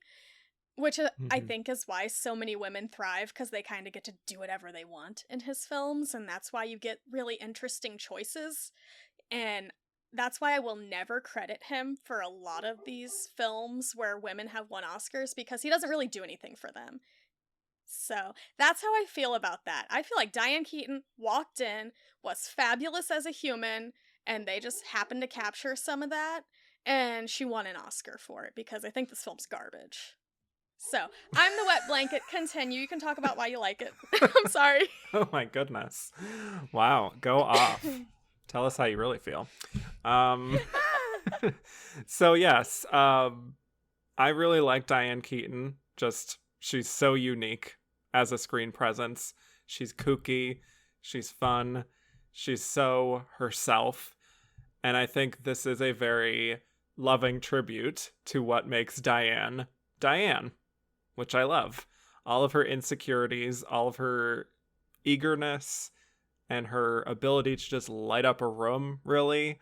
I think all of that is present in Annie Hall, which I do like, to be clear. So we can at least diverge on this this film, at least, compared to the others, which we pretty much agreed on. Oh, as much as I struggle sometimes to separate the art from the artist, especially here in a movie that is centering the person who is at the heart of that personal conflict as a viewer, which is Woody Allen, obviously, I still find there to be an emotional honesty, I think, in looking at relationships here, especially in the 70s. This is such a time capsule of the 70s in so many ways, from the fashion to like the experimenting with drugs to the fact that they're both seeing analysts, as they call them. It's just so of the time period. But I do feel that Diane Keaton is kind of timeless in what she's doing. And you know, just reading behind the scenes, she said that, to go along with what you were saying, she was encouraged to loosen up the dialogue, not worry about hitting her marks, and just try her best to be in the moment. And she was also told to wear what she was comfortable with. So the pants and the vest and the hat and all of that is her. Like, so much of what she's doing is just her, as you said. Not even so much him, even if he is the director. Right. And she really just does feel so comfortable in this role, to the extent that it can be hard sometimes to tell whether you're impressed by her as an actress in this performance, or you're just kind of dazzled by Diane Keaton and just kind of her force and her personality and her very unique qualities. Either way, I do find her to be really delightful. And for as much as the film isn't from her perspective, she gives so much to it, to me, that makes her feel like a three-dimensional person, even more so than I feel about anyone else that we've talked about today, you know? And I think there's a temptation, maybe, when we're looking at acting, to really go overboard in praising people who transform, and which can be impressive. I'm not saying that it's not, but Can it though? Can it? Okay, fair enough. But there's also, I think, still value in the kind of performance that Diane is giving, which is very personal and drawing on her own life and her own experiences very directly in some cases. This is not like a situation where it's like, oh, I'm a method actor and I'm drawing on personal experience, even though my character is like in a different place and I'm trying to connect to them. This is like very direct in exploring Diane Keaton and what makes her tick, and the fact that she's able to kind of work within Woody's version of who he thinks she is, and then go an extra layer to like show who she really is. I think that's valuable too, if that makes sense. No, it does, because you said it well. It's like you're not sure if she's acting or just dazzling you by being Diane Keaton, and part of it's both, I think, because we are like squarely inside his head, so like all of the perspective is like of Annie is from him. Again, that's part of the point. Like, I think the film is about the cyclical nature of relationships and men not learning, or people not learning, but I think specifically in this case, he's not learning anything from it, which is why I think it's just annoying. I don't think this is romantic or funny in many ways. The comedy doesn't hold up, but every time Diane is on screen, you are just so happy to see her. She's like a breath of fresh air in everything she's doing, and you don't know what she's gonna do next. You know he's gonna be like annoying, psychoanalyzing everything, and I think that's why the character of Alvy is attracted to her, because it's so different from what he is. And so she is a hot girl held hostage by a shit man, and I want to free her, but you know what, she doesn't need me, she frees herself. She's wonderful. That's right. And I do just want to like imagine like a documentary crew doing a behind-the-scenes video of this. I feel like that would win Best Picture over this, because Diane Keaton is so funny in everything she's doing. Like, every look she gives him, or like every eye roll, I am always on her side in this. Yeah. I think she's fantastic. Yeah. Yeah. It's a performance for me where she brings so many details.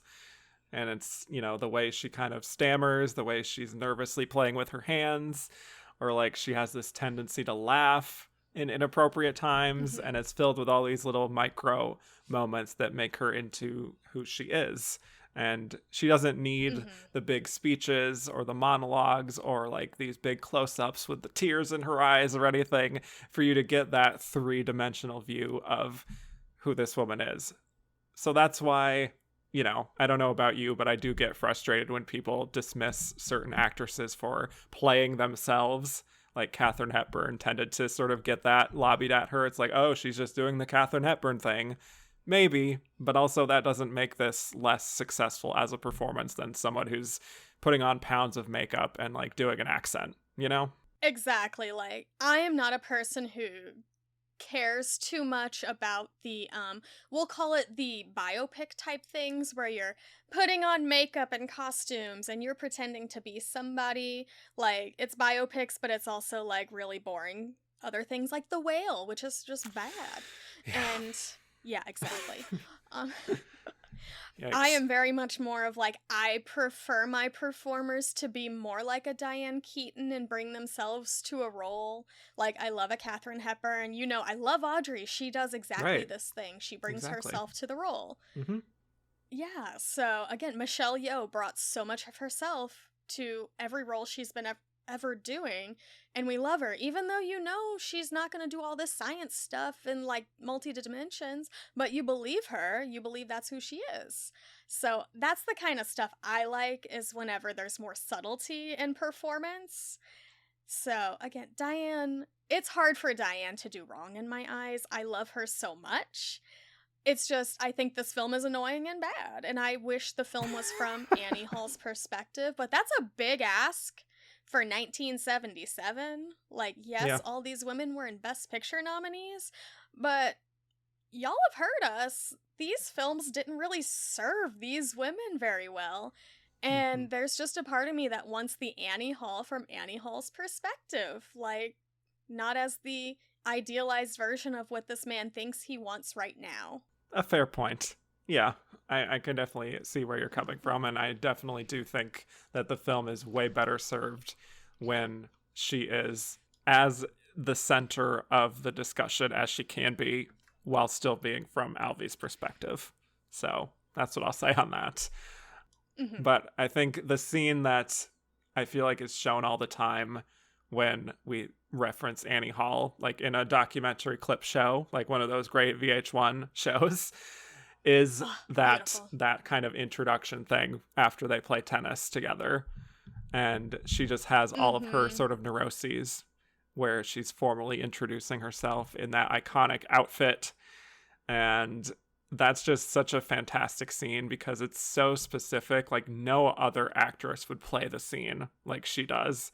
And the nervousness and like the Oh, yeah. dorkiness too. Like she's kind of a dork, which is great. And like the self-doubt, it all just feels like her. And yes, playing herself perhaps, but this role is just so tailored to her. And she plays it so natural and cool that you can't help but kind of love her. And I mean, maybe you would disagree on terms of their relationship together, but I do think so much of her charm brings the fact that they do connect with each other. It gives more meaning to it, I suppose, what she's bringing to it, more so than he is. But I still kind of want to for sure. want to root for them for as much as like Woody Allen is a part of that, because they do seem to jibe with each other really well. So that's personally where I come from, is that like I am charmed by them, and when they do their back and forths and everything. When he's doing his monologues, I'm like not crazy about that, but I do think they have such a great sort of repartee together that you can tell that they've known each other for years, you know? Yes, that I will agree with. I do feel like his character, he's like the equivalent of a guy that only reads and repeats headlines he's seen, and he's trying to impress you with that knowledge, and you're supposed to believe that, like, you're supposed to believe him to be this smart intellectual person, but like I feel like I've read a book and I feel like he's dumb, and like his neuroses, again, it's part of the point of the film that he thinks he's so smart but he's actually not. And like Diane Keaton, you're right, does bring that self-doubt, and it is very like personal to her. We saw on Instagram how personal like her own self-doubt is to this day with the whole Francis Ford Coppola Instagram Q&A. And so that's why, like, again, I believe her in everything she's doing. And I'm also just thinking, Annie, girl, you're way too good for this trash bag human. And he is dragging you down. And then whenever you see, like, her get away from him, how much she's thriving and enjoying life without him, even though, like, there's more that happens after that and everything. Like, she goes to California for a while to sing. And I will give some credit there. He lets her sing in this movie, and I love when she's allowed to sing. Me too. She loves being able to sing in a movie. Like, where is her Mamma Mia? Come on. I will write this. Mamma Mia 3. It's coming. Thank you for the music. That is I've written this. Diane, I'm going to make a roll for you. I got this. That's Rewrites perfect. will happen after the strike. Wow. But yeah. Where to even go from there? So good in this. I know. Right. Yeah. No, I love her two opportunities that she gets to sing. I think, you know, especially that first one where it's like truly not a single soul in that nightclub is paying attention to her, and she gives it her best effort, but she's clearly kind of in hell and just like desperately wants it to be over, and we see her kind of fretting about that after that. But just even her voice, it's so distinct to me, and it feels so personal to her. Like, it doesn't feel like she's trying to imitate some other kind of singer in a way. It's kind of hard to explain, but it just feels very personal, and like it truly is from her soul when she is singing. So that's why I love when we just focus on that one take of her. And even though, like, she is so self-conscious and disappointed in that first moment of singing, I just feel like there is this fearlessness within her. like when she is performing, it's like she's got the goods. I wish people would just open their eyes and ears and hearts and just listen to her. And that's just, maybe that's how I feel about this film. Just listen to Annie, everybody. Because, like, we see it with, like, the subtitled conversations of what they actually are meaning. Yeah. It's like he doesn't seem to be listening to her, paying attention to her at all, and, like, her wants and needs and desires. Like, you just see him falling into his old habits he had with his other wives. And I'm just like, oh, Annie girl. Why, Annie? I want the best for you. Yeah, which is why I think by the end, when they decide to end the relationship, sort of mutually, but also it's very clear that she's ready to move on more than he's ready to move on from her. What I love is that it's not a big sort of blowout fight that happens or a big breaking point moment. It's just that they're very different people, fundamentally. Like, you know, she's a poetry girl. She's a singer. She believes in people, and he's kind of hopeless, that he's kind of a misanthrope and kind of a miserable person. And maybe they overlapped for that short time that they had together, but now she's ready to transition to a different point in her life. And it's like, on some level, she may be grateful for him and that experience, and she tells him, like, when he tries to get her back, but she can't just stay stagnant anymore, you know. And you can see the sort of mix of emotions playing out there in that final scene together, when she's still kind of fond of him because of how close they were, but she's clearly in so much of a better space emotionally. And it may be a bittersweet ending for some, but it does feel like she's changed and she is a better person, and she just feels so much confident. She feels so much lighter in those scenes when she is moving on, that I think it works, her emotional journey. Yes, that's the part of the film that really feels right, is that part where it's like she still has like some sort of love and affection for him, but it's not really romantic love anymore. Like, whenever she broke up, it felt like there was a weight off her shoulders. It's like she enjoys this person, but not like as a partner. And I think that is the realist part of this film. Like, there are people who come and go in your life, and then there are people, like, you can date them and you can break up, and it doesn't have to be a bad breakup. It's just you're, again, like you said, different people. And that's okay. Like, you can still hang out with these people and everything, but like, they serve their purpose for your life, and some people are just stepping stones or chapters in your life. And that's the part I really liked. And it's the part that I wish I got to see from Annie's perspective, because I just think she's so fascinating, and I want to be inside her head. Yeah, I mean, it would be an interesting thought experiment to actually do a completely other film during specifically this time period, seeing everything from her perspective. But here we are. That's the disappearance of Eleanor Rigby film. Like, I was we'll just do the thinking his that and too. hers. We just need the hers. Yeah. Somebody go back in time, give him like $10 million more to make that, or like a female director to direct her side of things. This is true. That's Yeah. Get Nancy Myers. I don't know if she'd be the best fit for it, but Nancy, yes. Yeah. Nah, Nora Ephron. Nora Ephron would have been great. Yeah. Anything else on Diane before we talk about the Oscars? Oh my goodness, just that I love her so much, but also, can I just like shout out all of the random like famous people who appear in this film? So like many Shelley cameos. Duvall is in a scene. So many. Shelley is there. Like, Truman Capote walks through a scene. Jeff Goldblum. Beverly D'Angelo. Sigourney Weaver off in the distance. Like, Christopher Walken being hilarious in that movie. I was enjoying all of those. Shout out to also, like, Colleen Dewhurst, who is a performer I really love. Mm-hmm. Like, everybody go check her out. So, there are so many just fun little cameos. And what a time. Carol Kane also shows up.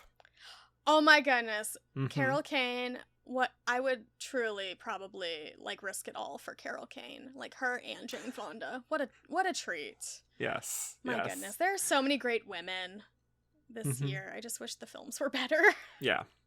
And speaking of Best Actress sort of continuity, I love the fact that they are going to see Face to Face at the beginning of this movie, which is what we talked about literally last week with Liv Ullmann. Just saying. It's some nice continuity there. You know what? We love consistency. So let's talk about the Oscars, the 50th Academy Awards, a big year. So going into the Oscars, in terms of precursors, we had Diane. She won the BAFTA award. She tied with Marsha Mason for the Comedy Golden Globe.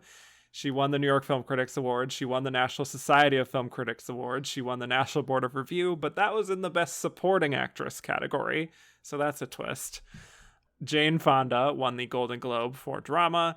She was a nominee from the National Society of Film Critics, and Bancroft won the National Board of Review for Best Actress. Shirley was not nominated anywhere else except the Oscars, so she really snuck in there at the last minute. Good for her. But I looked at several Oscar predictions from that time and also was consulting Inside Oscar, and everything I read suggested that this was a wide open race and that truly anyone could have won.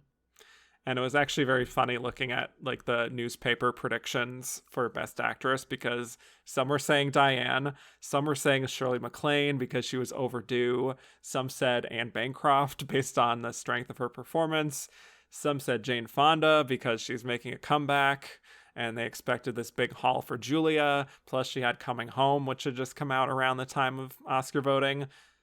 I could not find anyone predicting Marsha Mason, unfortunately, but I think she still could have contended for it.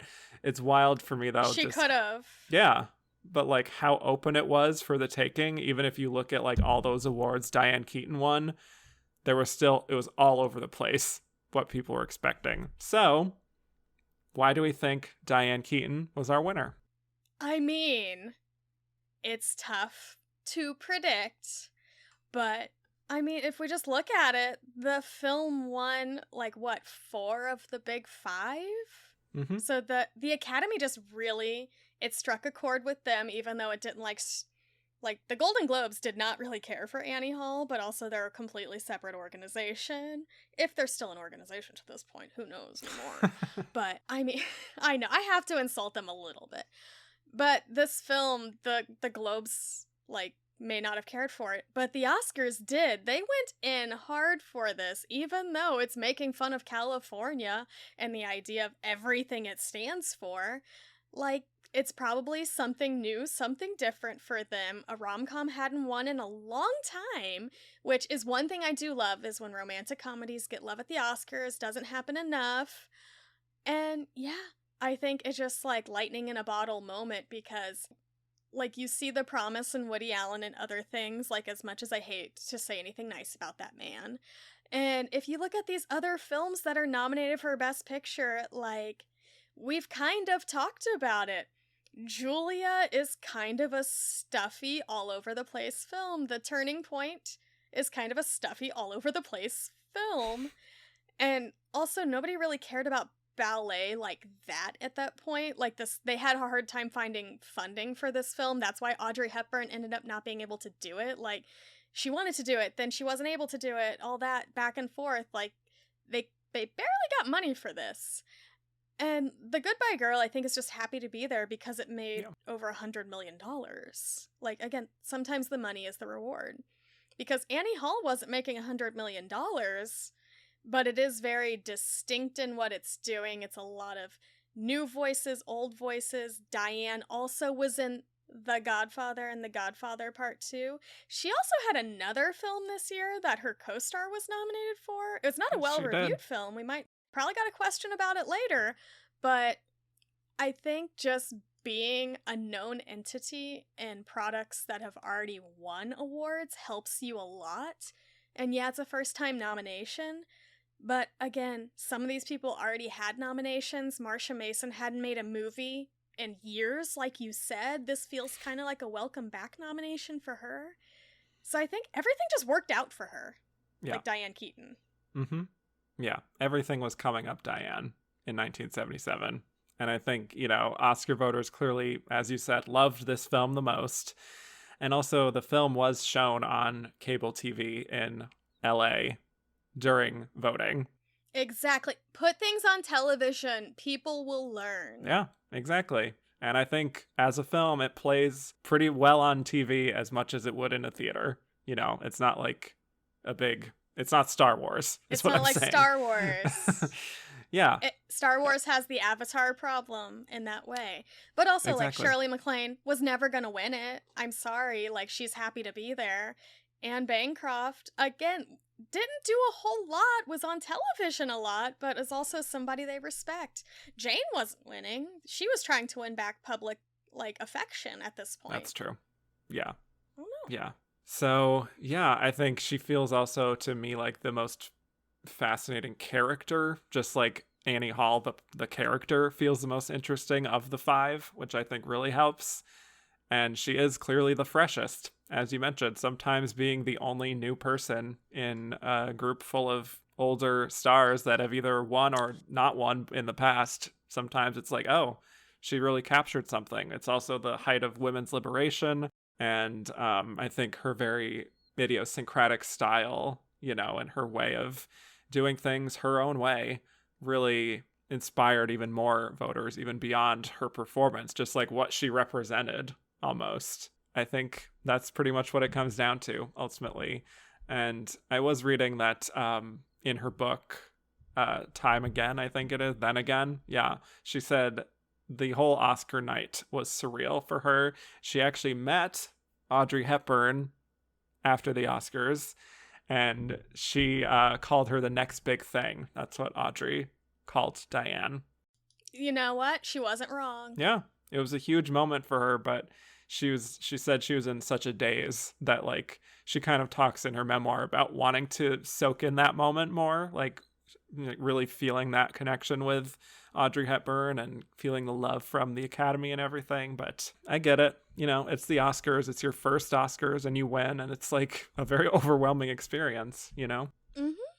No, I totally get it. Like, anytime you're up for some sort of award or something, like, even though she probably, like, thought she had a decent chance, we also see that she's somebody with a lot of insecurity as a person.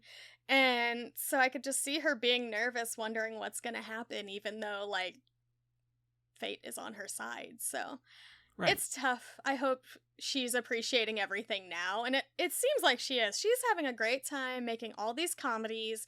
Even if they're not so great, I'm enjoying this phase of her life where she's just having fun and doing whatever she wants. Yeah, she's just being goofy, which I love to see. Love it. But Yeah. also nominate Before her we again. Somebody. Yes, she needs. I would like to see her in a slightly more dramatic role. It doesn't have to be like a heavy drama, but like something with real substance, So, anyway. Yeah. Maybe not a full reds, but like a half red, a pink. A pink. There we go. Okay. Well, before we get to Twitter questions, I did just want to mention, having watched a lot of clips from the 50th Academy Awards, we had so many familiar faces coming back. We had Bette Davis, Barbara Stanwyck, Joan Fontaine, Greer Garson with Henry Winkler, which was like such a wild image. Also, Henry Winkler is one of the celebrities I've met who is so nice. Like, one of the nicest human beings I ever got to work with. So every time I hear his name, I just have to tell people he's exactly what you want him to be. And seeing the poster of him in Quentin Cummings' bedroom in The Goodbye Girl, I'm like, yes, correct. Yes, I remember that. Yeah. But yeah, that was just a wild image, seeing him next to Greer Garson, I must say. And also Greer Garson saying Star Wars was just like, wow. Okay. Good for her. Yeah. We had Eva William Marie Holden, Saint. Joan Fontaine. Yeah.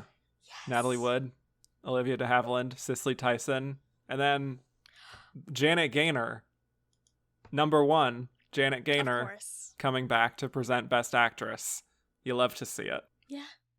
Fred Astaire was there. But also just probably the talent wranglers who had to keep Olivia and Joan separate, because that's like a whole section in Inside Oscars where people talk about they did not want to be presenting so close together. You know what? That's the mess that I am here for. Like, if they ever make that biopic miniseries, like, that's what I want. Yes. Same. But also, I gotta just shout out Olivia Newton-John and Henry Mancini presenting some of the music awards. Rest in peace, girly. Love you. You're so hot.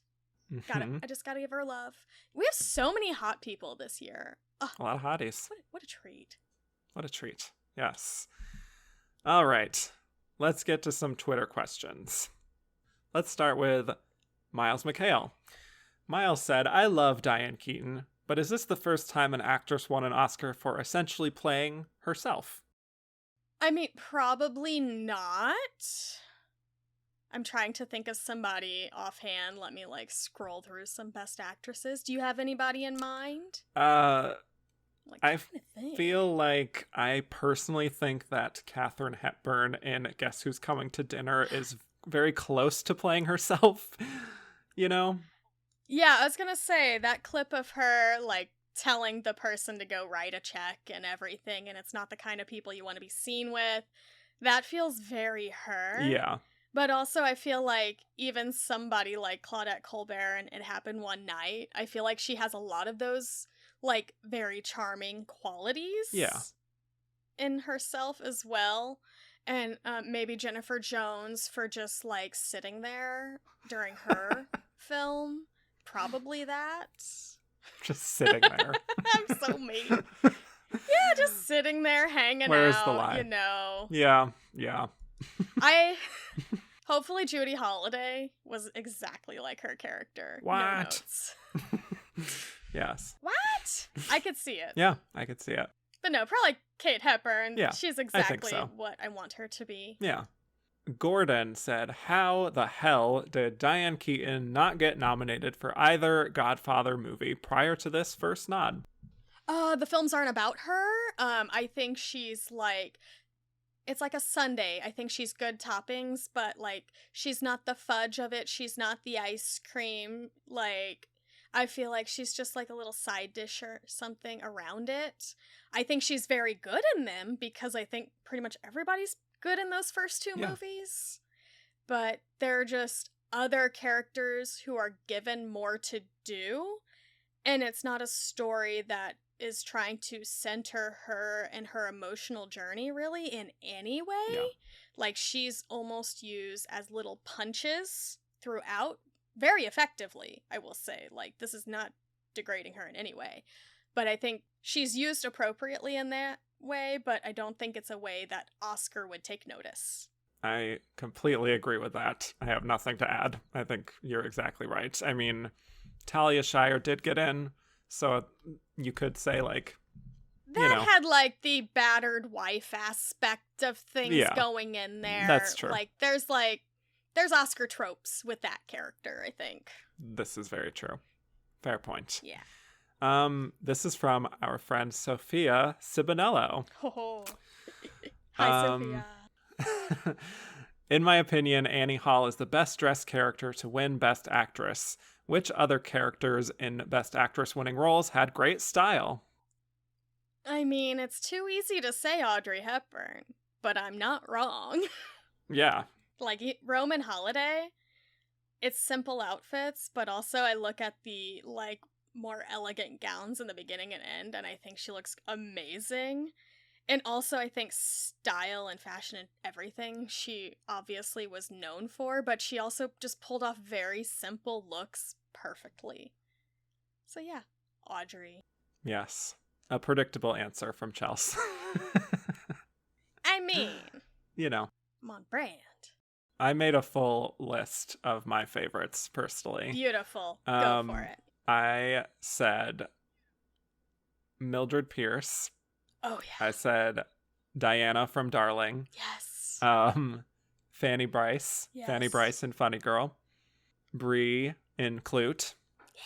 Sally Bowles in Cabaret. Of course. Diana in Network. Of course. I would say Cher in Moonstruck. Oh my gosh. Julia Roberts and Erin Brockovich. Absolutely.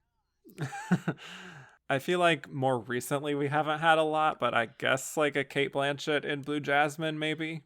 I was gonna say, I think that's a funny version of Dressed Well. But yeah, definitely all those ones you said, especially Mildred Pierce, just a film. Everybody go, if you already have the Criterion, go upgrade to the 4K one. That's very important. And see those beautiful I'm coats in obsessed with 4K. Mildred Pierce. Yes. It's gorgeous. Yes. Agreed with Yeah. your entire list, especially Darling. Darling, Thank what you. a gem. Darling is that girl. Yes. It is that girl. All right. Jamie said, does Keaton hold the record for most casually dressed while accepting her award? There is nothing casual about wearing slacks, a skirt, a blazer, a vest, the entirety of a Macy's store. Nothing. She was wearing everything. No casual about it. She had every base covered. That's right. I would agree. There is intention and a lot of effort behind that look. So there you go. Yes. Casual as Katharine Hepburn the one time she shows up and she's in her gardening shoes, and I respect. Yeah, absolutely. All right. Well, we got another one from Sophia Cibanello here. Marry, shag, kill. Diane Keaton co-star boyfriend edition. Alvy Singer, Michael Corleone, John Reed. Oh my gosh, she did this just for me. Sophia, thank you so much. This is so easy.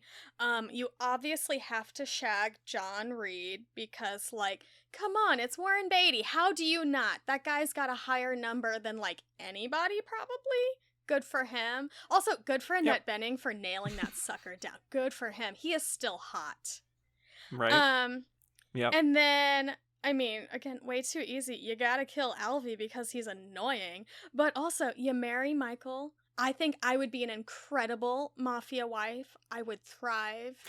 He is loyal. He has resources. I would go on so many vacations. I would have so much fun being a mob wife, y'all. Let me at it. Let me at it. Hell yeah. I have the exact same combination as you, and I will just add that I would marry Michael and then I would live off of his lifestyle like I'm Carmela Soprano and just like looking the other way. Just like, I don't want to know what you're doing. I'm just gonna live in my fancy house. You'd be an excellent mob wife. Thank you. Many have said.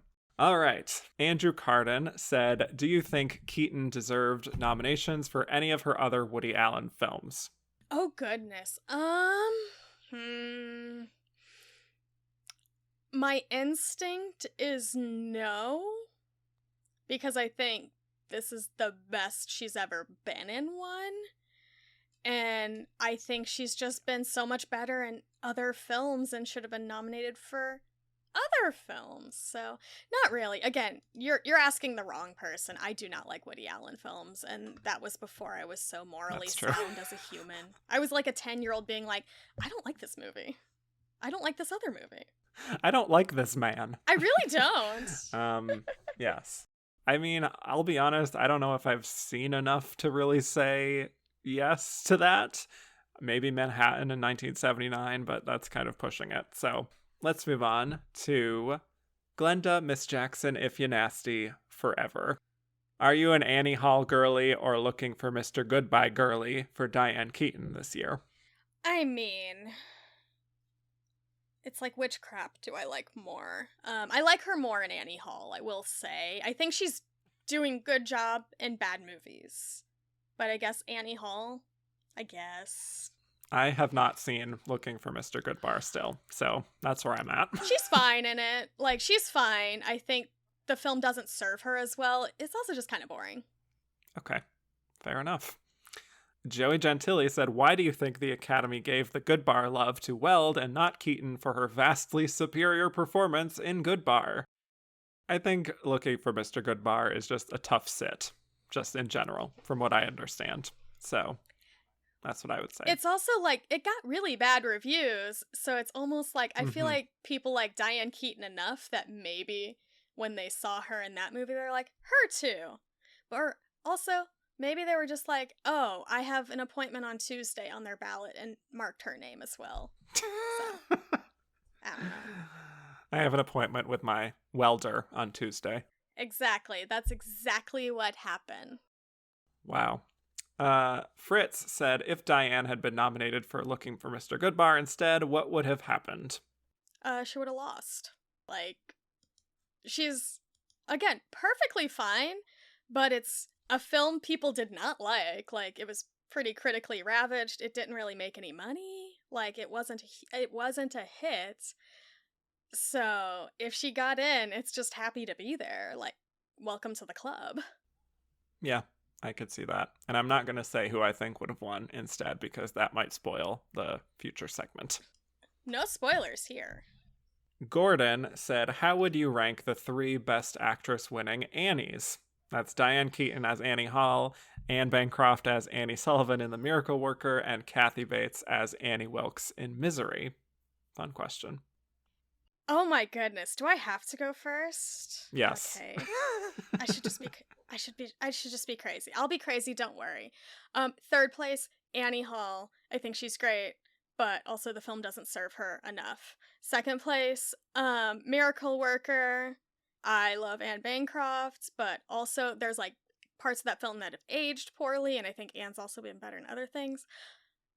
First place is easily Misery. That film slaps. It hammers. I watched that film way too young. I think I was like 4 or something. I love that film so much. The fact that it won an Oscar makes me so happy. It's not the type of film to win Oscars, especially these days. A+ win. I love Kathy Bates. Yeah. Agreed completely. Also on your ranking as well. Not to spoil when we get to Kathy Bates eventually, but I absolutely adore that performance. So she's my number 1 Annie. That's be a great episode.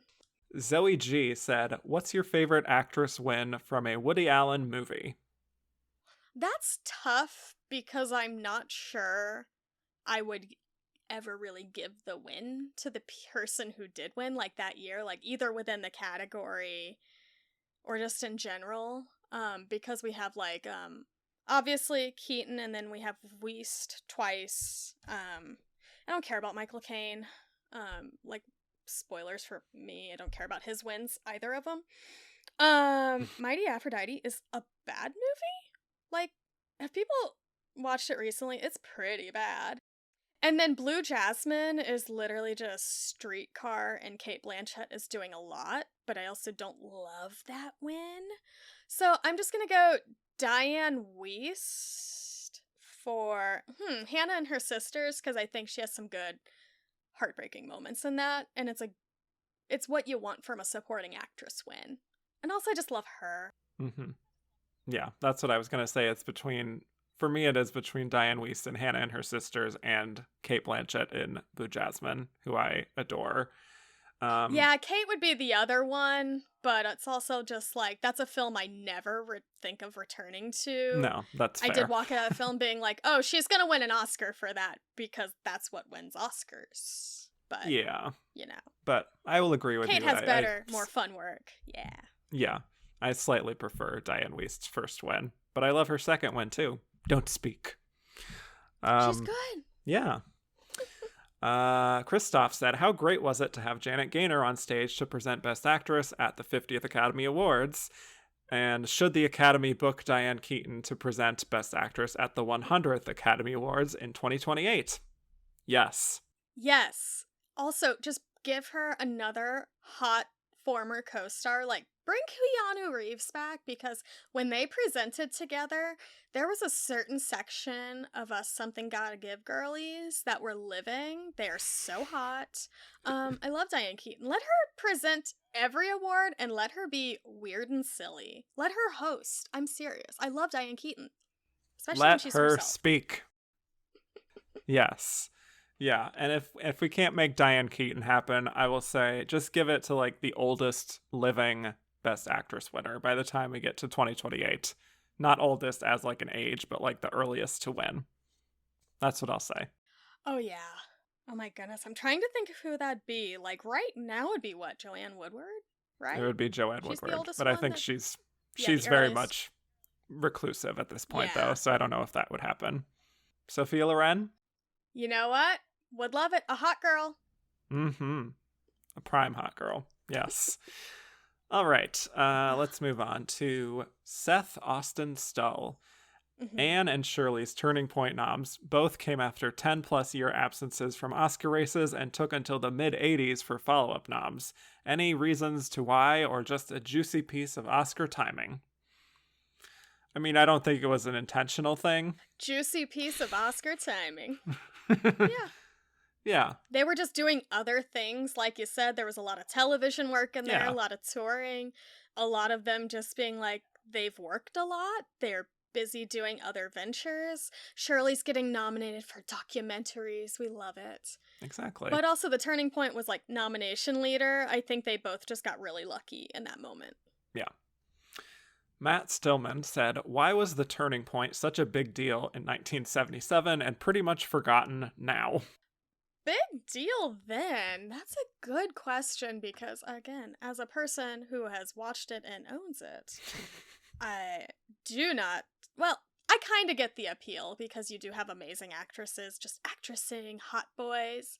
It made a decent amount of money. I'm looking, it says like 33.6 million. Pretty solid amount for that time. But, you know, I think the reason it's not known now is because the last time they issued a DVD of it was 2005. Except for this most recent last couple weeks on Max that nobody knows how to log into anymore. It's not been on streaming, like, ever? Really? Yeah, right. You're lucky if it shows up on a TCM, like, Oscar month showing. It's just so hard to find, and that's because a lot of it is 20th Century Fox, especially after they were bought by Disney. They're like Disney vaulting all of those films. So if you can find a 20th Century Fox film on DVD and it's not on streaming, buy it. Yep. Just like, I've just been randomly buying films that I don't necessarily love, but it's like, oh, for $2, I'll buy that. Yeah. Yeah, exactly. And I also think in terms of why it was a big deal at that time, I do think it kind of was serving an audience that was rarely taken seriously, which is adult women. Mm-hmm. I think that helps. I mean, we're entering into the Oscar era of a lot of women's stories coming up that are being taken seriously. Your Kramer versus Kramer, ordinary people, like human stories, Yes. which generally appeal to women, even if they star men. So I think that falls into it. And it is kind of fun. They probably played up like the real life aspects of all of this and like like they got the actual daughter to play herself and they got the American Ballet Theater, Right, like a respectable art to work with them. Yeah. So that's there's a lot to talk about in the press. Yes. Fritz said Anne Bancroft took all the pre-Oscar attention for the turning point. How did Shirley make it in? Because she's Shirley, people love her. She had a recent non-acting nomination happening around this time. And honestly, she's just a lot of fun. She could have went on one talk show and stuff, and you're like, she was in that really popular movie. I'm going to nominate her. Yeah, it's been a while since we nominated her in acting, at least. It was a loved film. Yeah. Yeah. And also, I mean, she's arguably more of a lead in the film than Anne is, I would say. She has the most screen time. Yeah. So there you go. Rob Montoya said, how different of a film would the turning point have been with Audrey Hepburn and Grace Kelly in the role? More interesting with Audrey because it parallels her life so much. Like, she is the person who wanted to be a ballerina but couldn't because of the effects of World War II on her body. So she is actually more of the Shirley MacLaine in real life, but I think she could have played either role brilliantly. Grace Kelly, I don't think she would have brought that silent devastation like Shirley can bring, and that we have seen Shirley bring with Audrey Hepburn on screen. So, obviously I love Audrey, duh. And, Shirley can stay. I want her to stay. Yeah. I think it still would have been, I feel like it would have been an event film for me if it was Audrey Hepburn and Grace Kelly. Like, my God. Oh yeah, this would have beat Star Wars at the box office. I think Audrey so. Hepburn, like, she literally made like a couple films, like real feature films after her early retirement. And quite a few, most of them were bad, but also she is a huge star. Like, she is capital S star. Yes. This is the real Star Wars. Audrey Hepburn versus Grace Kelly. Yes. I can see the advertisements now. Yes. Anyway. Miles McHale said, who would you have rather won? Anne Bancroft or Shirley MacLaine? Anne Bancroft. for me. Agreed. Yep. Yeah. Even if Shirley was overdue by this point, I would have been much more. Yeah. It's not the film for it. No. Right. I agree. Joey Gentili said, the next time a movie about ballet is nominated in Actress in Picture after this year is Black Swan. Which is the better ballet movie? Black Swan. Actually, yeah. I mean, a better film is Black Swan. Actually, about ballet, probably The Turning Point, because it's actually about ballet. Black Swan, a very good way distinction. Better film. Yes. Christoph said, if The Turning Point would be released today, which one of the two nominees would have to compete in the supporting category? I know, because of screen time, how things would work, but I feel like I am with Anne Bancroft on a lead actress story, like a complete, like, arc and journey. So I feel like she would be in lead and Shirley would be in supporting, because I feel like most of her scenes are literally just supporting her daughter and her friend. I don't always look at screen time as an indicator of lead and supporting. That just means, like, you could literally be hanging out in a scene supporting somebody. So I look at a lot of emotional arc and who actually leaves an impact. I agree with that.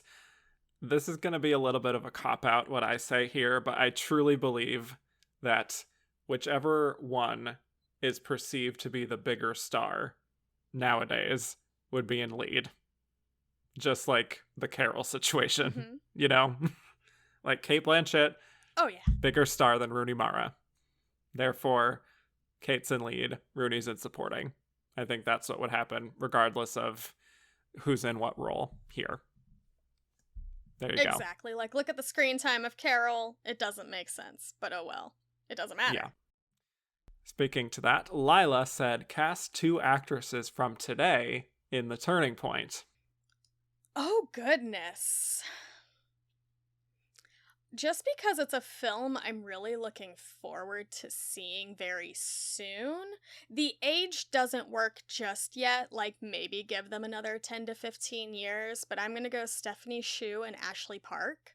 Oh my God. I'm going to go with them because they are both... Wow. They're Broadway girlies. They both are very interesting and fun performers, and I just know in my heart they can play the depths of the characters needed. And I'm not going to cast them because I want them to find it for themselves. Who's who? Yes, that's fair. I went a little more boring with this personally than that. That's a really exciting answer, I think.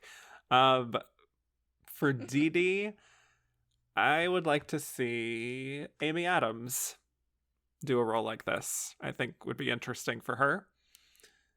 And for Emma, I went with Charlize Theron. I don't know. I think in terms of 2 big stars of today. I definitely see it. Yeah. Yeah. The emotionality of both of those people track for those characters. I see where you're going because, like, Emma is a little bit more colder and stern, and Charlize does play that very well in her films. And Amy is that warm person who's probably been downtrodden. Right. And it would be fun to see them fighting. Just saying. It would be fun. Yeah. And Amy is the overdue one, just like Shirley. Precisely. Wow. Look at those parallels. Okay. Fritz said, you can add a catfight scene a la The Turning Point to All About Eve, Suddenly Last Summer, Terms of Endearment, or Thelma and Louise. Which movie do you pick? Only one? Only one. I mean, it has to be All About Eve for me.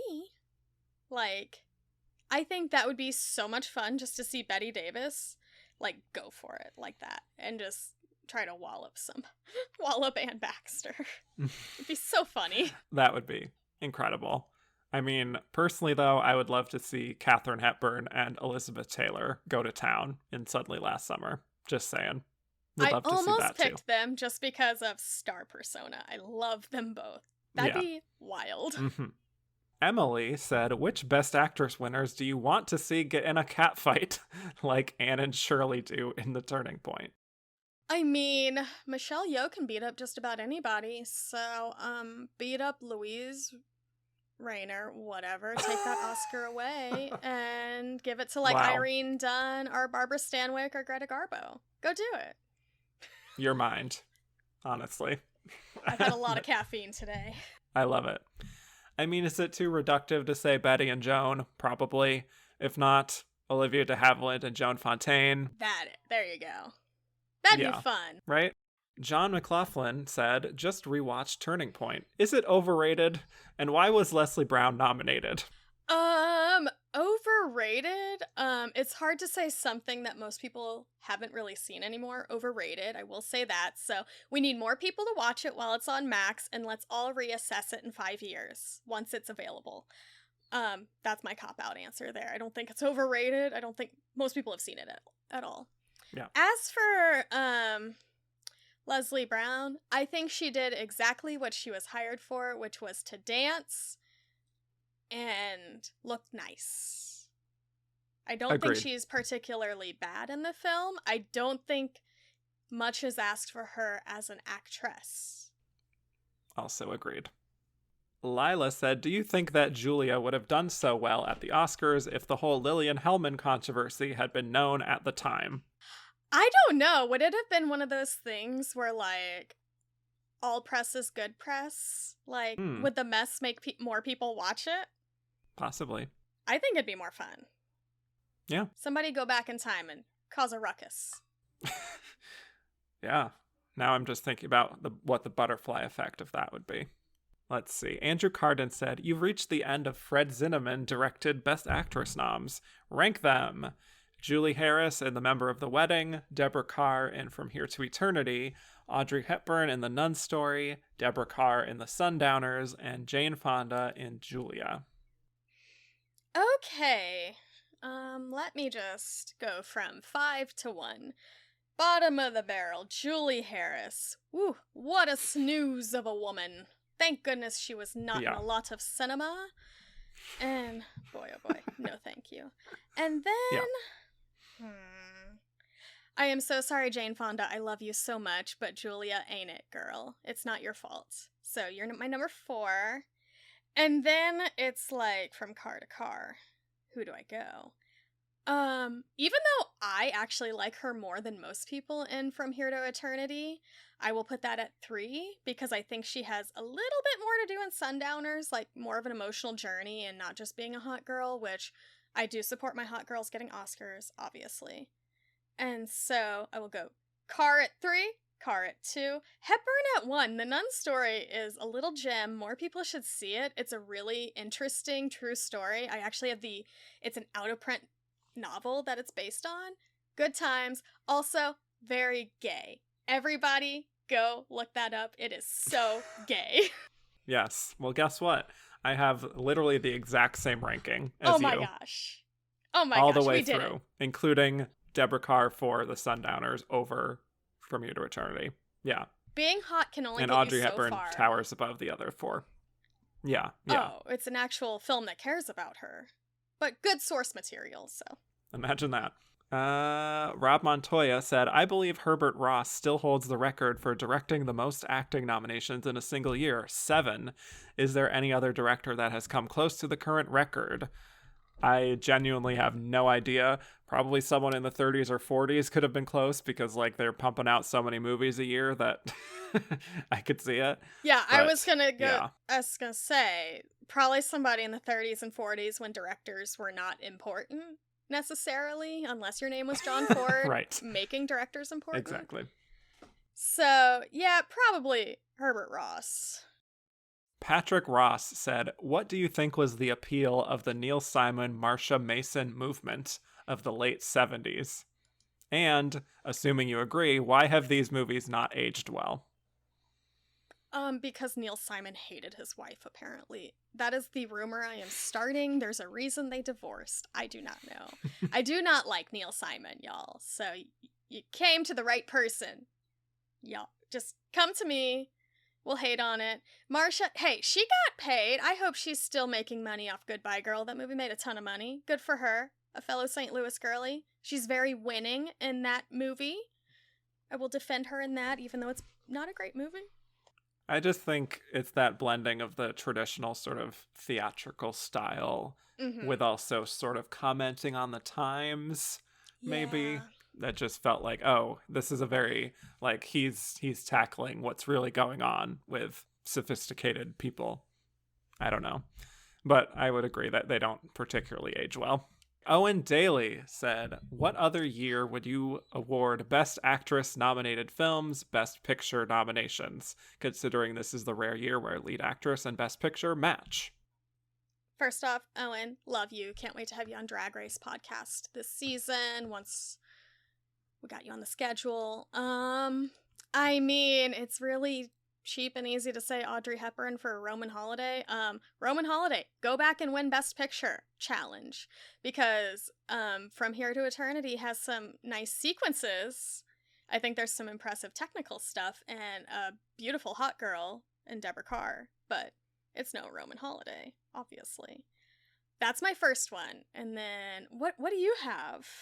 I feel like I interpreted this question differently because I think Owen is trying to say, like, the field of nominees in Best Actress for Best Picture. Like, what would you match 5 for 5, I think is what they're saying. 5 for 5? Jeez. Yeah. I have one, which is 2010 for me. Yeah, I could see that. Because we had Black Swan, Kids Are All Right, Winter's Bone, Blue Valentine, and Rabbit Hole, I think was the other one. Yeah. Yeah. That's one of those lineups that's almost an all-timer for me, like, almost perfect. I do like that one a lot. I mean, I don't love I, Tonya, but I think it would have been a better nominee than some of the others. Also, there's like an empty slot. Give it to I, Tonya. So like 2017 would be a good one. Yeah. Just like kind of scrolling through things. I'm like trying to make concessions in here. 2006, I would throw out as well. Oh my gosh, 2006 is so good. Yeah, The Queen, Voltaire, Notes on a Scandal, Incredible, Little Children, Devil Wears Prada. Yeah. My winner. I mean, here's the thing. I would probably just say nominate most Best Actress nominated films for Best Picture, just because I'm wild like that. I also think something like 2003, where it would be like Monster, Whale Rider, Something's Gotta Give, in America, and 21 Grams. I think that'd be hilarious. But then there's also 2002 with The Hours and Frida and Unfaithful, Far From Heaven and Chicago. That seems like something I would make. Yeah. You know what? I'm going to go 2002 because I'm like, I love it. Yeah. Love it. All right. Jeremy Kaplan said, this is wild. Okay. This is the only year ever where the Best Actress character's full name is the full title of her movie and the film won Best Picture. What losing nominee from any previous year would have won if the film were named after her character and was the Best Picture winner? Okay. Say that again? So any film before 1977 who the titular role is the name of the film, would they win? Yes. Or does it have to be a Best Picture nominee if we changed it to the name of the character? Would it win? I don't know. Interpret it whichever way. Okay. Sorry, y'all. I am not smart in this moment. It's a very conceptual question. I'm going to say Anne Bancroft in Mrs. Robinson instead of The Graduate. How about that? I would love that movie a lot. Also, I will stick by Mildred Pierce, my Best Picture winner of that year. Agreed. And then I'm like trying to think of any funny ones because we almost have like Sabrina Fairchild or something in there, which I don't want Sabrina winning Best Picture. Or Baby Jane Hudson. Have her win instead of Miracle Worker. Hell yeah. No, I love Anne. Yeah. I actually would vote for Anne. No. Okay. Joey Gentili said, recast these 70s Oscar talents in the roles above. Karen Black, Talia Shire, Jodie Foster, Diane Keaton, Barbara Barry. So obviously Jodie Foster has to be Annie Hall because I want to see Jodie Foster as a child doing this. I feel like she is a little grown up. Everybody is playing a precocious child. I think she actually was a precocious child. That would make the dynamic of Annie Hall what very will the- creepy, but yes, go on. I mean, but you know what? I'm not going to make that joke. Yep, I Woody know. Allen joke, right? Insert right here. Everyone figure it out. Oh, yeah. Goodness. I'm trying to think of the other names. I missed this question looking. For me, I think Talia Shire is very fitting in The Goodbye Girl. I think she would make that work. I would agree to that. The other three were Diane Keaton, Karen Black, and who else? Barbara Barry. I think I would want to see like Diane Keaton and Karen Black in a film acting opposite each other, so that's why I would put them in The Turning Point. Yeah. And then Barbara, I'm sorry you have to deal with Julia. Yeah. It's not your fault. That's the combination I came up with too. So there you go. Yeah. Luke Val said, considering that A Special Day gets an acting nomination for Marcello Mastroianni, do you think Sophia Loren was close to making this lineup? Not really. I don't think the film was like really as on their radar as it probably could have been. And I think he's just a liked person, but also like we might not like all these films that much. They might be middle of the road at some points, but these are also very big names right now, and she's not been nominated in a hot minute, and these are like pretty successful films. No matter what. So I think this was just a tough competition year. And I also think there were other women ahead of her for nominations. Well, thank you for beautifully teeing up the next final section of questions, which is about snubs. Christoph said, Jenna Rollins in Opening Night is the greatest performance of all time that has been captured on film. How come she wasn't nominated? I mean, I love her. I'm not as hyperbolic, but I do love her and think she should have won. I agree with you on the Women Under the Influence episode. I mean, I just don't think they were paying as much attention. They weren't paying enough attention to her. The Oscars weren't. Yeah. She gets like a couple of nominations, but they don't care. They're for films that generally her husband was making. So I think that kind of like, it shouldn't, but it kind of does discredit it. It's like, oh, he's doing the work. Like, a lot of the times, if there is a male-female collaboration, the men get a lot more of the credit than the women. Like, we saw this a lot with, like, Mike Nichols and Elaine May, that it was mostly Nichols, and then people, like, got a brain later on and were like, oh, wait, they worked together. Yeah. So I just feel like she wasn't getting enough credit for what she was doing at the time, and people were wrong. Yeah. People were loud and wrong. Correct. I think also the film was not well received. No. And it's also a pretty difficult watch if you've ever seen it. Not that A Woman Under the Influence isn't, but I feel like it's always going to be harder with films that are difficult to get through and that are also almost 2.5 hours long. Although she is incredible in it. So I wish she could have transcended that, but... Imagine if they put her in, like, a random, like, Cinderella Liberty or whatever. She probably would have won. Like, some throwaway role for... She probably would have won. That tracks. Yeah. Yeah. Let's see. Mark Brinkerhoff said, was the inimitable Shelley Duvall likely in the dreaded 6th spot for 3 women, or did she have little to no shot at all at an Oscar nom? I think she was in that 6th slot. I really do, in my heart of hearts. It's tragic. She should have been nominated for this. It's a crime she wasn't. And I will never forget the Academy. I'll never forget. I'll never forgive. Nothing. I hold grudges.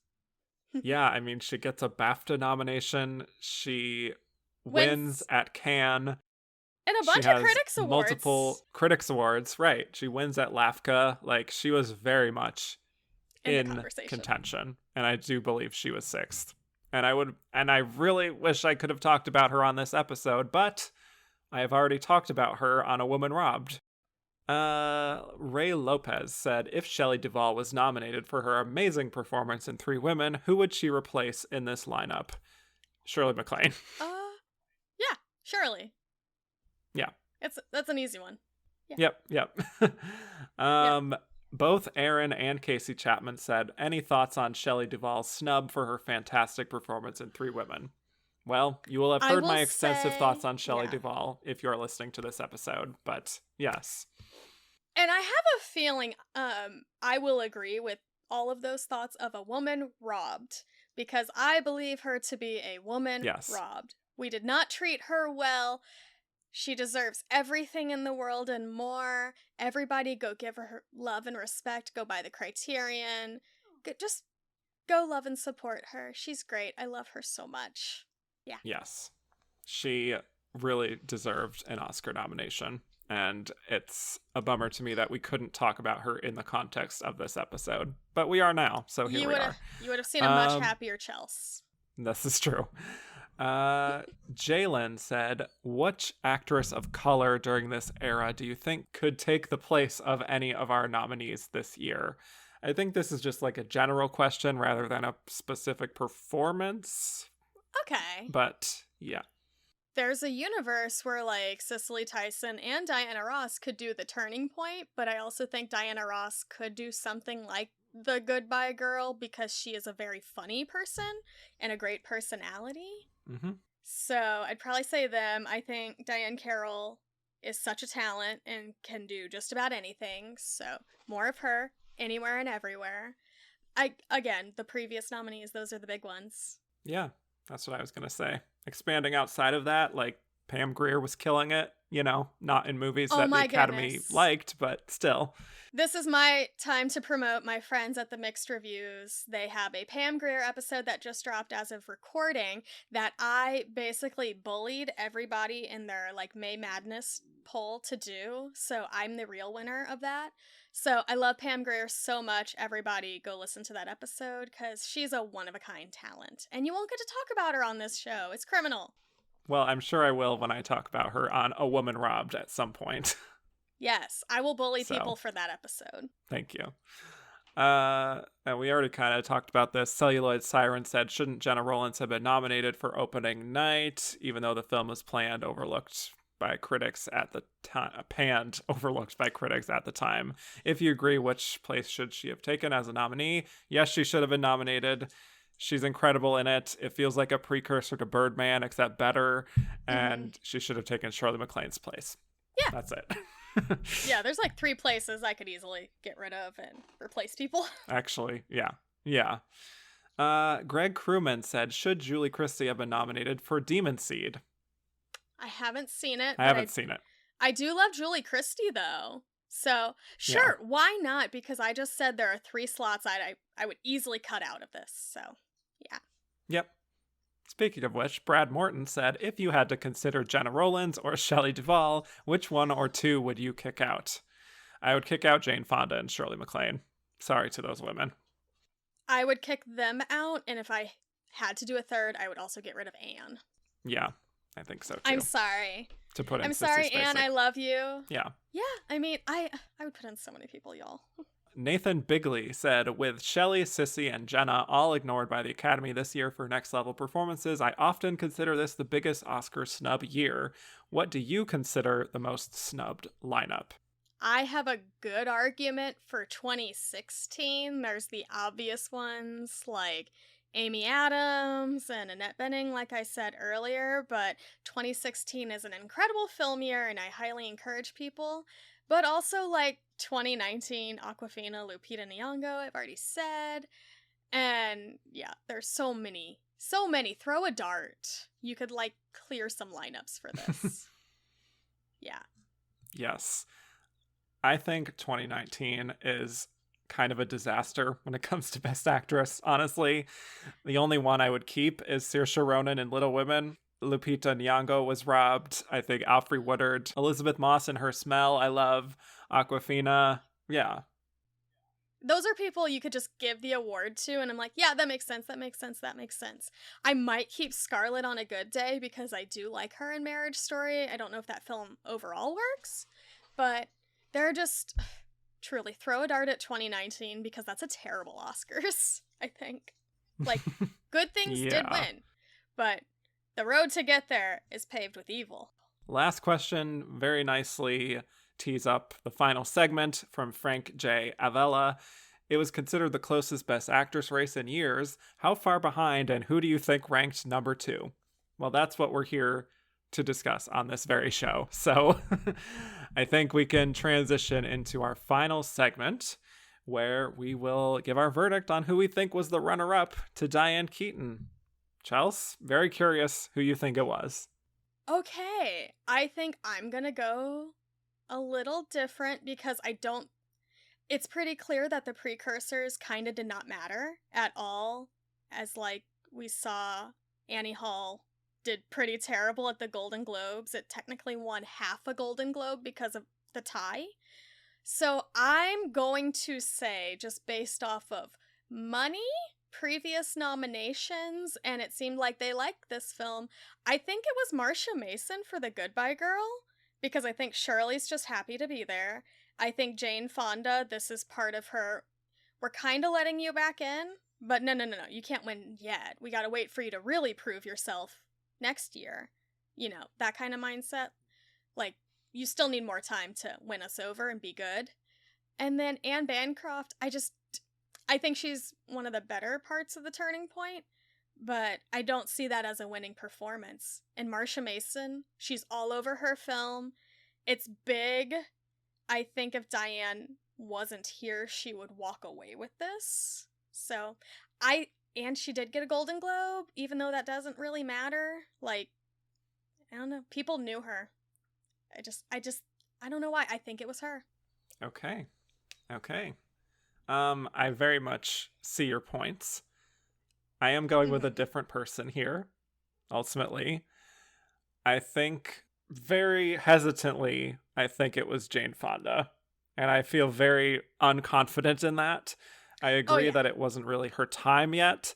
I do think Diane, for as much as people say this was a close race, I think Diane completely walked away with it. So I think they love Julia. You know, they gave it 2 acting awards, including a completely random one for Jason Robards. And so I just feel like she was kind of ascendant at that point. And even if she wasn't really super competitive for the win, I think she may have been number 2. And also because Coming Home had just come out during voting. So I think that may have potentially influenced a few votes here or there. I don't know. I was just really thrown off by the fact that nobody was predicting Marsha Mason to win when I was looking at research. So I was like, maybe this is telling me something, but you could be right, you know? I don't know. It just made so much money. Like, and it wasn't obnoxious Star Wars money, but it was respectable. And I feel like it did just lose in categories where, like, Annie Hall won. So I don't know. But also, like, I think this was Diane Keaton in a walk, because if we look at this like a normal Oscar years, she did get critics' prizes. She got a Golden Globe Award. And that's kind of the combination at this point for precursors to Oscar. Yeah, there were ties, but also there was just nobody really challenging her who may have beat her beforehand. And that's why I'm like, maybe it was Marsha. Yeah, that's fair. Well, my final question for you is, who would you have voted for from this lineup? Shelley Duvall. Write-in vote. Yes. I would fully write and vote her. She would be my winner for this year. Have fun on A Woman Robbed, because she was a woman robbed. As for this lineup, I don't know. I guess, again, another left turn from Chelsea, because I don't think... Again, I'm sorry, Diane Keaton, I just don't like your movie at all. I think it's trash. I would just go Anne Bancroft, because that fight scene in Anne Bancroft gave me the most joy. I think she's brilliant in that. And that's enough to get my vote, because I am not passionate about this lineup. Yeah, that's fair. And all my private Instagram story friends know why. Mm-hmm. There's a great little story there. Yeah, I would have personally voted for Diane Keaton. I think I would have been swept up in the Diane Keaton hive. Oh, I get it. And I think she just, for me, it was the most fully formed performance of the 5 here, and is so distinct. And I think especially if I'm in 1978 when I'm voting for winners here, I feel like I'd be like, oh my god, I'm obsessed with Diane Keaton. She's this fresh, exciting actress. And I feel like there's just a little more of a narrative for me there that I would be excited about voting for than anyone else. Oh yeah. Because, and like, you don't give your spoilers away, but I won't be on for these future episodes.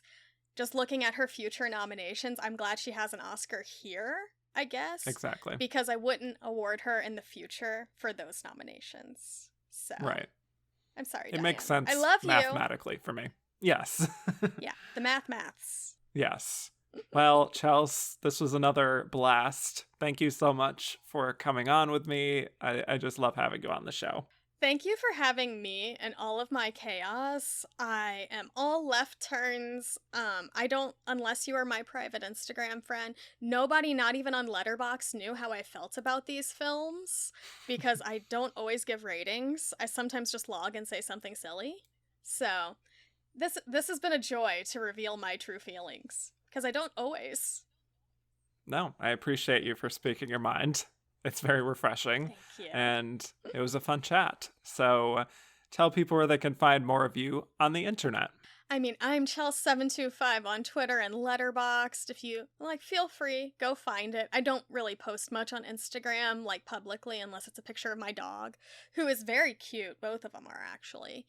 And then I am at And a Rewatch podcast, where we all just recap different television shows. Jen is recapping New Girl right now, and I do all things Drag Race. We've done Yellow Jackets, and we're going to do other fun things like the Olsen Twins and Stranger Things later on. It's going to be a good time. And then me and Morgan have Cinema Gals literally whenever we feel like it. It's literally a vibe of a podcast. We disappear and then we come back and put out like 4 episodes and then disappear again. We have a good time. Kevin has been on for my favorite episode where I got to talk about Marissa Tomei because I love her. My favorite Oscar winner. I know, I'm unhealthy. So, yeah, that's where I am. That's what I'm doing. I'm on Twitter being silly. Yeah. Yeah, go follow Chelsea for the vibes. So thank you all so much for listening. You can find me on Twitter at Kevin_Jacobson and Oscar Runner-Up. Instagram at And the Runner-Up is rate, review, and subscribe if you haven't already. And if you like what you heard and want to hear more, go to patreon.com/andtherunnerup where you can hear a whole bunch of bonus episodes, including me talking about Shelley Duvall and 3 Women. So next week, we'll be covering the 1978 Best Actress lineup, where the nominees were Ingrid Bergman in Autumn Sonata, Ellen Burstyn in Same Time Next Year, Jill Clayburgh in An Unmarried Woman, Jane Fonda in Coming Home, and Geraldine Page in Interiors, with the winner being Miss Jane Fonda. So with that, thanks again, Chelsea. Thank you. And I will bid you all adieu.